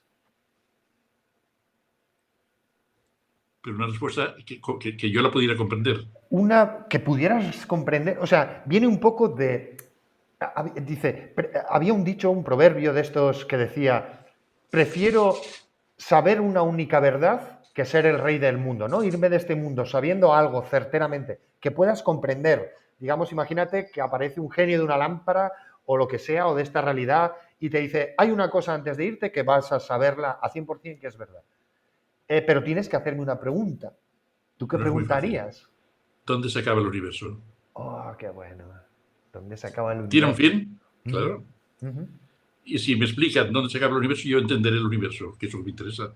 O sea, bueno. voy a decir que es una duda que se puede responder con una sola pregunta, que te respondan. Pero, vamos, estamos Qué en un bueno. universo infinito. Yo lo pensaba, por ejemplo, imagínate que viene una civilización extraterrestre y puedes hablar con ellos. Yo, una de las cosas que he pensado que me gustaría preguntarles es cuál es su sistema socioeconómico, digamos, o cómo se organizan, ¿sabes? Para no destruirlo todo. O sea, ¿es todo capitalismo o cómo es el rollo vuestro? ¿Sois una colmena? No sé, pero claro, también porque me gustaría como aplicarlo, ¿no? Entonces, Pero primero les tendrías que pedir una aclaración. La primera pregunta, antes de la tuya, sería, ¿somos nosotros un experimento vuestro? vuestro, claro, sois, A lo ¿eres mejor tú, somos, mi claro, padre? a lo mejor somos un experimento de, a ver, vamos a crear una raza aquí, a ver cómo se porta, a ver cómo se pelean. Mira, voy a programar aquí. ¿Están jugando al ajedrez con nosotros? Claro, es el juego de la Algo. vida de John Conway, es esto la paspermia y ellos son los Sí. jardineros y nosotros la semilla. Claro, es que son muchas preguntas, pero me gusta mucho la que planteas tú, porque al final lo que estás planteando es hacer ingeniería inversa, eres súper ingeniero tú. Oh, Porque, claro, claro, tú dime el final, ¿sabes? Dime el claro, final, que claro, ya voy yo tirando de hilos luego hacia atrás. claro. Es que la incógnita es el final, o sea, dónde se acaba o Qué cómo se acaba bueno, o si se acaba. Y a partir de aquí ya lo demás se vendrá solo. O sea, buenísimo, eso es. buenísimo, Ingeniería inversa. Pues sí, mira, buena definición, me encanta muy bueno. que sea ingeniería inversa. Muy bien. Y llegando un poco a este bloque final, una pregunta que también me parece muy importante en la época que vivimos es, ¿qué opinas tú de la emergencia climática? ¿Es realidad o es una ficción? No, es realidad, es realidad. O sea, eh, digan lo que digan y dicen de todo, para mí es una realidad y además creo que es androgénica, o sea que tenemos mucho que ver nosotros o la sociedad en eso. Entonces, claro, te están diciendo que cada 10.000 años hay una glaciación y ahora vamos por la otra. Bueno. Eh, se puede demostrar, y de hecho está demostrado, que el hombre la humanidad, está interfiriendo y está empeorando la situación. O sea, que no es una cuestión de creencia, de fe o de no fe, no, es que simplemente es lo que hay. Yo estoy convencido completamente. Yo también. Yo O sea también. Un que, poco antes decías lo de los petrolheads, ¿no? Yo creo que hay unos sí, intereses de la industria, una industria que debería ser erradicada, del carbón, de la mina, de todo esto, que todavía se está manteniendo, que ahora con las guerras vuelve a tener mucho auge y que no lo quitan porque no quieren, porque les da beneficios. Y punto. sí, Y punto. O sea, pero te quiero decir que el modelo económico tiene que cambiar, porque en realidad lo que yo veo complejo de todo esto, Albert, es que es el capitalismo el problema. No es sí. solo una cosa, es el Bueno, ya, capitalismo. es lo que decíamos antes, con la pela es la pela. O La sea, pela. business is business. Claro, entonces, o imaginamos otra manera de hacer capitalismo o de evolucionar o cómo cambias todo y que cambie todo, no que cambie todo para que todo sea igual, que es lo que les gusta a esta gente. No sé, Lástima, lástima que el Bitcoin no vaya por donde tenía que ir, lástima. Pero ya te bueno, digo, ya vendrá. ya te digo. Sí, tienes digamos, esperanza en que podamos disrumpir todo esto, aunque sea cuando ya el agua esté al cuello, ¿crees que habrá gente que tire para adelante? Sí, yo creo que sí, porque al final el sistema actual, por fuerza, tiene que colapsar. O Sin sea, duda, lleva colapsando mucho tiempo, yo creo. pero implotará, al final implotará sobre... Y Total, entonces habrá una revolución, una disrupción y mucho follón para mucho acabarla. follón, seguramente. Sí, Sí, sí, pero porque es que tienen... el sistema se basa en la deuda y es darle una Sí, patada sí, hacia adelante a una deuda que son ya números y que ya no se pueden pagar y esto es un pero poco una ilusión, esto sí que es una realidad simulada, el Pero el capitalismo. dinero se llama dinero fiat. ¿Por qué? Claro, el Porque fiat. que te fíes, ¿no? O Sí, es sea, se basa en la fiduciario, sí, confianza fe, fiduciario. en la fe, sí, sí, Y eso total. no puede ser, o sea, eso no tiene consistencia. Eso sí que es magia. Eso sí que es magia. O sea, eso es lo que fascinaría al alienígena ese que viene. Nosotros nos basamos en una cosa que no existe, que es todo magia. Y con eso Pero que evolucionamos. pero es fiduciario. Me baso en la fe, o sea, en que se cree la otra persona que lo que tiene es lo que vale. O sea, Sí, claro, eso no es dinero, es vapor. Y no es un claro. vapor de estelas de chemtrails, es vapor. Claro, Claro. eso, ¿qué pasa? ¿En qué se basa la economía? En la inflación continuada. Si no hay inflación, la economía colapsa. Claro. Pero Sí. claro, la inflación no puede ser infinita. No, no, claro que no, claro. Y luego que también se basa un poco en que lo que uno tiene, que es súper cruel. A mí el capitalismo es muy cruel, porque la moneda que uno tiene es la que otro no, deja de tener. O sea, se basa en dejar atrás a gente. Sí, claro, sí, Entonces, sí. o sea, el alienígena con el rayo diría, pero sois terrible, o sea, sois muy crueles con vuestra propia especie. Y sin embargo, pues ahí vamos tirando, ¿sabes? Talando árboles y dejando atrás a nuestros mayores y la verdad es que a mí me parece un sistema terrible. Pero es lo que decían, es más difícil, o sea, es más fácil imaginar el fin del mundo que el fin del capitalismo. Es increíble. Bueno, han habido y sociedades no capitalistas y han Ujú. funcionado, Sí. ¿Te basada en el acuerdas del trueque, Kaori? basada en el servicio. ¿Te acuerdas de Sí, los Kaoris, por ejemplo? es que ahora sí. Por Ujú. eso que no es imposible. O sea, el capitalismo tal como está ahora lo inventó un señor que tiene una isla estadounidense, Goldman Sachs, no, el otro, no me acuerdo ahora. Rupert Murdoch. Entre Murdoch y otro cuatro más. Ujú, Se reunieron en una isla y el patrón oro dejó de estar. ujú. O sea, y ahí se creó el dinero fiat, Sí, el dinero la idea fiduciario. del dinero fraccionario, ¿no? De crear dinero de Sí, la nada. sí, Ujú, que era deuda, al final de cuentas. ujú, Entonces, el patrón oro, claro, el patrón oro es que es estático, como lo es el Bitcoin con un límite ujú. de 20 millones de Bitcoins, no puede haber inflación. O sea, al Total. revés, Ujú, claro. Y entonces eso no convenía, para las grandes fortunas no les conviene. No ujú. les conviene que haya un límite de la inflación, que no exista la inflación. No les conviene porque el dinero es deuda y cuanto más deuda haya, mejor. Lo Claro, que pasa es que más eso, poder tienes sobre el que te cuando debe. la deuda no puede llegar a infinito. O Ujú, sea, el dinero fiat no puede, tiene que colapsar. ujú. Y Y en cuando eso colapse estamos. veremos. En eso estamos. ¿Sí? Entonces, ¿crees que, un poco, ya que lo has mencionado, crees que Bitcoin cuando llegue, que no nos debe de quedar mucho, cuando lleguemos a este límite, ¿crees que se estabilizará? Porque ahora es muy fluctuante, es muy especulativo. ¿Crees que el Es Bitcoin fluctuante. llegará a ser como el oro, un valor? Cuando sea, cuando se utilice no para especular, sino se utilice para lo que es el dinero, que Ujú, es para comprar y vender, yo ujú, creo que se estabilizará. El problema es que entonces no habrá inflación y entraremos en un mundo estático ujú. que puede progresar, o sea, a nivel científico Pero o a mucho más nivel lento, ¿no? tecnológico, pero, claro, progresará más lento, pero no genera la pobreza que genera actualmente el Eso es lo capitalismo. que yo creo. Y además muchos criticaban al Bitcoin al respecto del sistema de proof of work, ¿no? De la prueba de trabajo, del Sí, impacto medioambiental. Yo he creado una moneda que se llama Elecoin, que ajá, tiene proof of work, tiene proof of stack, ya sabes, mantenerlo, sí, la conexión ya te genera un fee, y proof of transaction. Y es que cuando haces 10 transacciones te da un pequeño fee, un poco para que el dinero ajá, no se empantane y tal, ¿no? Para sí. que lo muevas.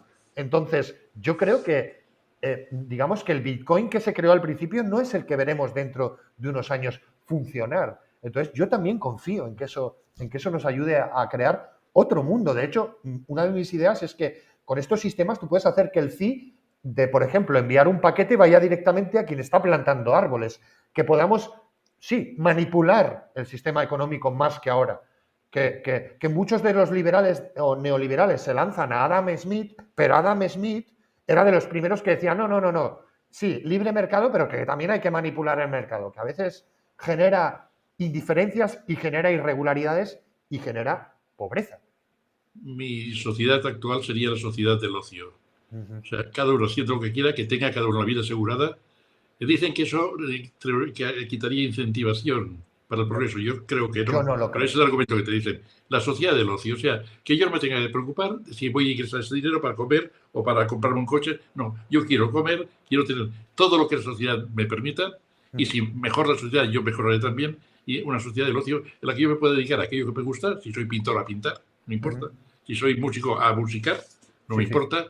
Pero una sociedad en la que yo no dependa de mi trabajo forzoso para poder obtener un Y de ingreso mi que me permita salud vivir. física y de mi salud mental. Hay un estudio Exactamente. buenísimo, se dio una renta universal, un poco hablas un poco de Sí, esto, sí, en Londres, y ¿sabes qué se descubrió? Que la gente que vivía con la renta universal, a los 2 meses, contribuía más a la comunidad que la gente que tenía que estar trabajando. Es decir, cuando tienes tiempo libre, y sí, te quedarás un día en el jardín viendo las mariposas o tomándote una caña.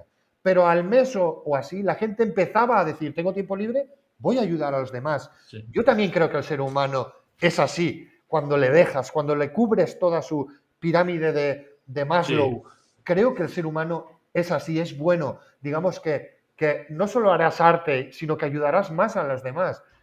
yo creo que realmente lo Y en, perverso del trabajo es eso, mantenernos ocupados con cosas y estúpidas. en contra de lo que dicen de lo que dicen aquellos que opinan que la renta universal genera vagos. No es cierto, eso no. No es Bueno, nada pues cierto. es una excusa como otra cualquiera, o sea, es un Claro, sí. argumento. Sí, es para tenernos ahí ocupados. Sí. Yo tenía un colega que trabajaba metiendo pilas en mandos a distancia. O sea, imagínate. Y les cambiaban cada, no sé, cada 4 o 5 días, les cambiaban a otra parte de la cadena que era, yo qué sé, pues ponerle el plástico alrededor de la caja. Pues, tío, o sea, eso lo puede hacer una máquina. Estás teniendo gente aquí haciendo trabajos de mierda, que se les rompe la mente y se les rompe el cuerpo, cuando bien puedes sacar miles de millones de todos estos misiles y todo este Sí. rollo y mantener a la gente tranquila en su casa. Ajá. Y no acaba de llegar. Y la verdad es que las excusas que se escuchan son muy burdas. O sea, son muy burdas. O sea, dice, no, es que si les damos una renta se vuelven vagos y van a estar en casa tomando una paguita. Bueno, pues que hagan lo que les dé la gana, también te digo. O Cuando sea, te diga, cuando eso te lo diga alguno, le pregunta si lo sabe por experiencia propia. claro, claro. O sea, Es yo tenía que, otro colega que reivindicaba mucho el derecho a no hacer nada. Decía, no, no, yo quiero ser no hacer nada, o sea, ni contribuir ni para bien ni para nada.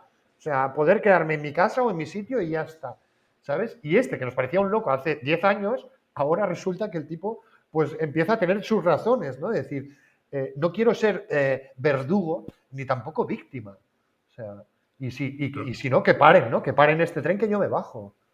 el derecho a no hacer nada es estupendo. Lo que pasa es que eso conlleva el aburrimiento. Y el aburrimiento conlleva a que algo harás, aunque no sea para Claro, vivir. claro. Y además que en ese aburrimiento, que te insisto, hay muchos sociólogos que así lo atestiguan, que al final el ser humano es un ser social y se siente Sí, bien cuando ayuda a su comunidad. Habrá sí, uno que sea un rata o lo que sea, pero en general la gente saldrá a ayudar. Y luego otro argumento que decían sobre la renta universal es que dicen, "Jo, es que Ana Patricia Botín, digamos la presidenta del Banco Santander, también la va a recibir y no es justo y tal. Coño, que la reciba también. Es una renta para todo el mundo, ¿no? O claro, sea, ¿qué problema claro. hay en que, no? A lo mejor igual hay gente que estos soldados y estos mercenarios que van ahí a matar inocentes, a lo mejor si le das una PlayStation y una renta universal, pues se quedan en su casa. Pues eso que ganamos, un Sí, psicótico menos por la calle, ¿no? O sí, sea, sí, yo sí, sí. ahí lo tengo claro. Y también que trabajen las máquinas, que lo del trabajo tiene tela. Que estemos con 40 horas laborales, digamos, semanales, en pleno siglo XXI, me parece una aberración, sin duda. Además, las máquinas saben hacerlo. Claro, O sea, sí, sí, tranquilamente. eso no es problema hoy en día. Sí, Lo que pasa es que, además, claro, somos herederos de la revolución industrial eh, en la que un señor, Charles Chaplin, estaba todo el día apretando la tuerca, ya pero ves. eso no es. O sea, Y ahora no que es. menciona un poco las máquinas y esta sustitución, tú has tocado Dalí, has tocado ChatGPT, ¿qué te parecen estas herramientas? ¿Qué tal las has visto? Ah, muy bien, o sea, como herramientas, muy bien. O sea, a mí me resulta mucho más cómodo entablar una conversación y para buscar algo que no hacerlo mediante palabras sueltas en Sí, Google palabras clave e indexaciones, ¿no? Sí, sí. indexaciones y después que yo me tenga que buscar, oye, que me lo busque la herramienta. Ujú, Ya digo, ya lo dijimos antes, no es inteligencia, ujú, o sea, no es inteligencia, pero es una herramienta que a mí me resulta muy práctica. De hecho, yo la uso. ujú, Eh, es más, conozco algún abogado que ya está haciendo recursos contra el ChatGPT. O ujú, sea que. ujú. Sí, sí, ya hay. Y aquí yo le pregunté al Josep Joubert, un abogado mítico Sí, catalán, que seguramente conocerás, le pregunté si él estaría de acuerdo o qué pensaba él al respecto, y te hago la misma pregunta a ti, de que un juez fuese una inteligencia artificial. Y un juez que pudiese tener, le decía, imagínate que tiene un 99% de posibilidades de acertar, pero un 1% de enviar a alguien inocente a la cárcel. ¿Tú usarías un sistema así? claro que sí. Solamente con el 1% ya mejora a un buen porcentaje de los jueces humanos. O sea, eso seguro. Yo estoy seguro que pocos jueces tienen un 100% de aciertos en ese caso. Ujú, Porque además hay una cosa que la máquina no tendría, que es la tendencia ujú, de la persona, la tendencia política, la tendencia religiosa. ujú. Claro, esas son tendencias que hacen evaluar una máquina. Oye, tú le das a una máquina Parámetros, ¿no? sí, los parámetros en este caso, pues sería el código penal y el código civil. Se lo das. no se va a equivocar al aplicar un artículo del código. O sea, simplemente un juez interpreta. Las máquinas, y claro, a veces interpreta de una forma que es muy curiosa. O sea, Claro, bueno, lo estamos ¿cómo viendo. interpretas? Lo estamos Lo viendo. estamos viendo. Interpretan. La máquina no va a interpretar. Y además siempre se puede tener una máquina más gorda a la que acudir, la máquina suprema. Sí, sí. El Josep decía, por supuesto que sí. Dice, todos los precedentes y todo lo que se ha escrito antes, la máquina lo tendría. Sí es verdad que usaría humanos para aquellas cosas muy especiales, que no sean mediocres, ¿no? Que sean cosas especiales que la máquina ahí no puede innovar, y siempre y cuando esté el derecho a revocación. Dice, claro, adelante, sí. adelante con un sistema judicial con Encantado. Yo, Lo que pasa es que el Josep es abogado y a lo mejor se queda sin curro. Y además es muy curioso el Josep, porque él es abogado y además es una persona que se encarga de los conflictos, es quien está mediando en el conflicto entre la Generalitat de Cataluña y el Gobierno de España. Y digo, es increíble porque, o sea, eres abogado, pero además eres la persona que gestiona los conflictos para que no se vaya a juicio. Digo, ¿no estás tirando piedras sobre tu propio tejado? O sea, es increíble, es increíble. Y aquí te voy a preguntar, nos faltan dos cositas más, te llevo rápidamente para no robarte más tiempo.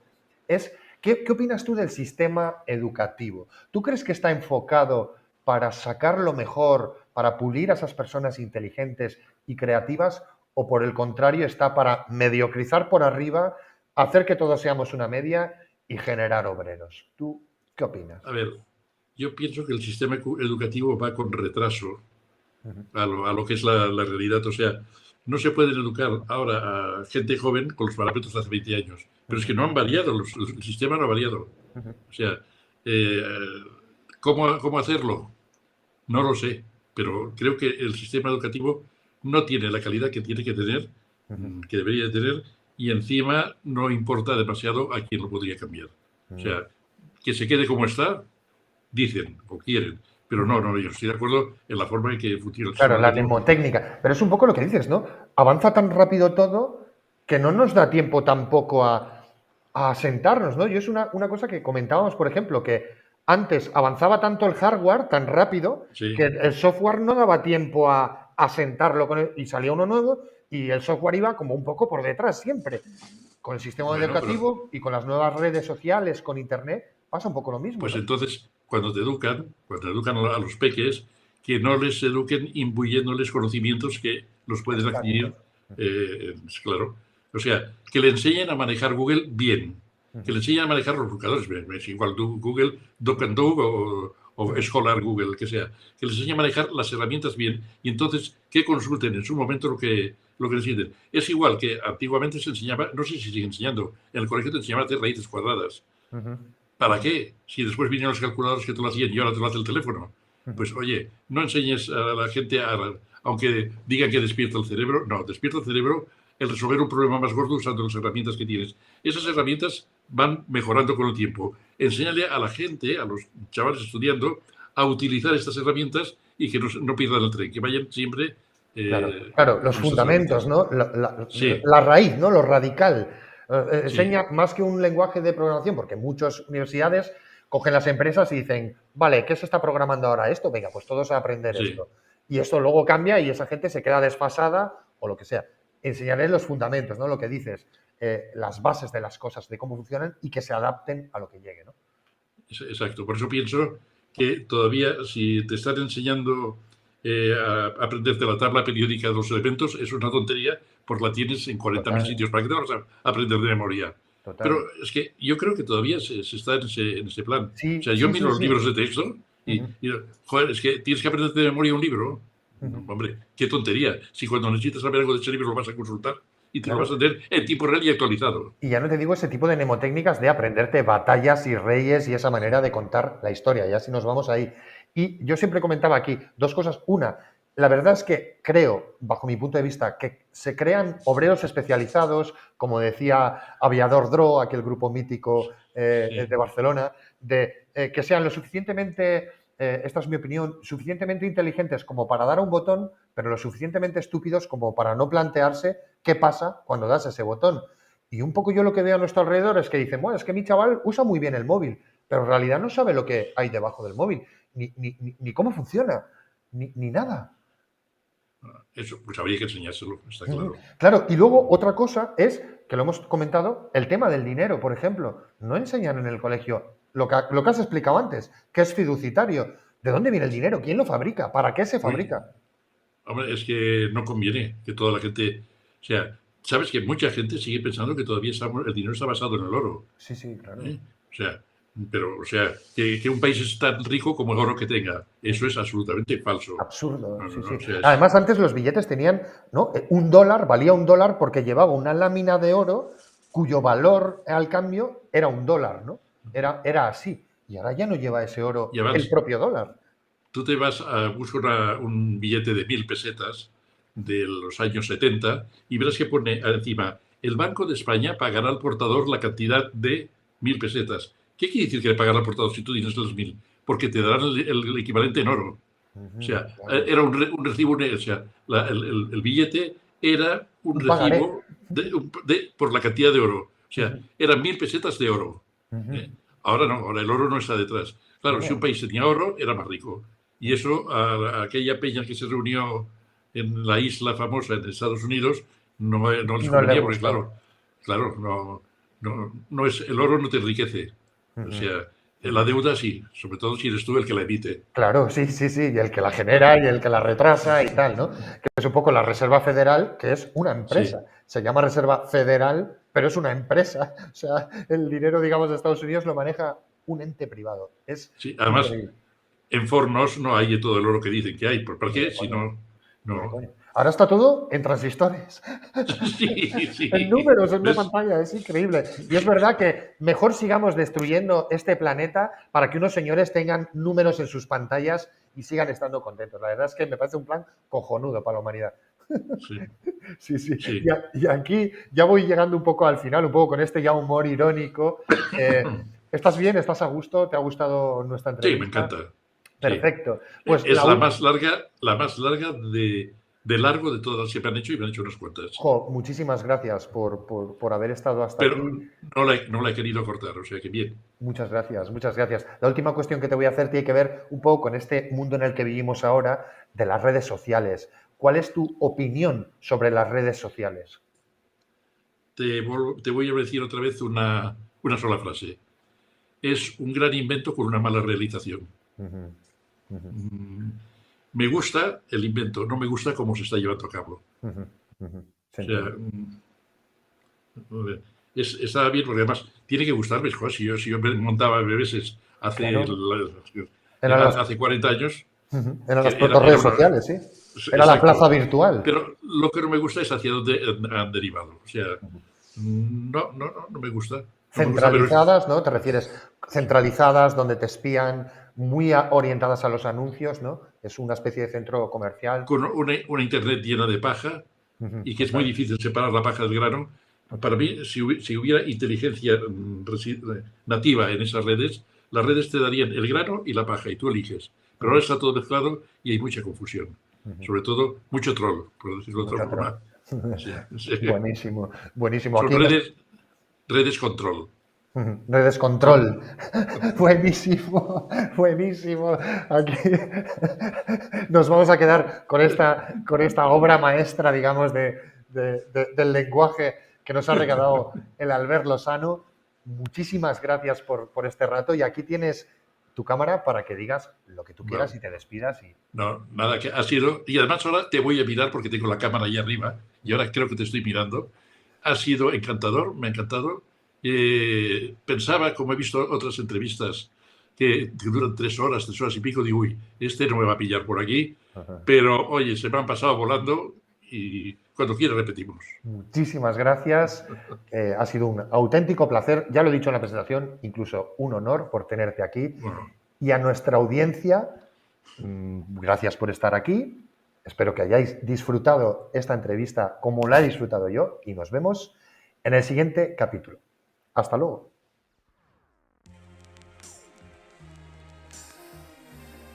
Hola, somos de Hacker Style. Somos una tienda online de ropa, complementos y accesorios, bajo demanda, inspirada en la cultura hacker. Estamos aquí para ayudarte a encontrar una imagen personalizada y exclusiva, ofreciéndote una amplia selección de productos de calidad, con principios éticos, fabricación sostenible, diseños innovadores, tecnología integrada y muchas cosas más. Además, queremos proponerte un reto de hacking. Resuelve nuestro reto CTF utilizando la terminal y gana un cupón de descuento para tu siguiente compra. No olvides explorar nuestro sitio web para descubrir todas las opciones que tenemos para ti. Muchas gracias por seguirnos.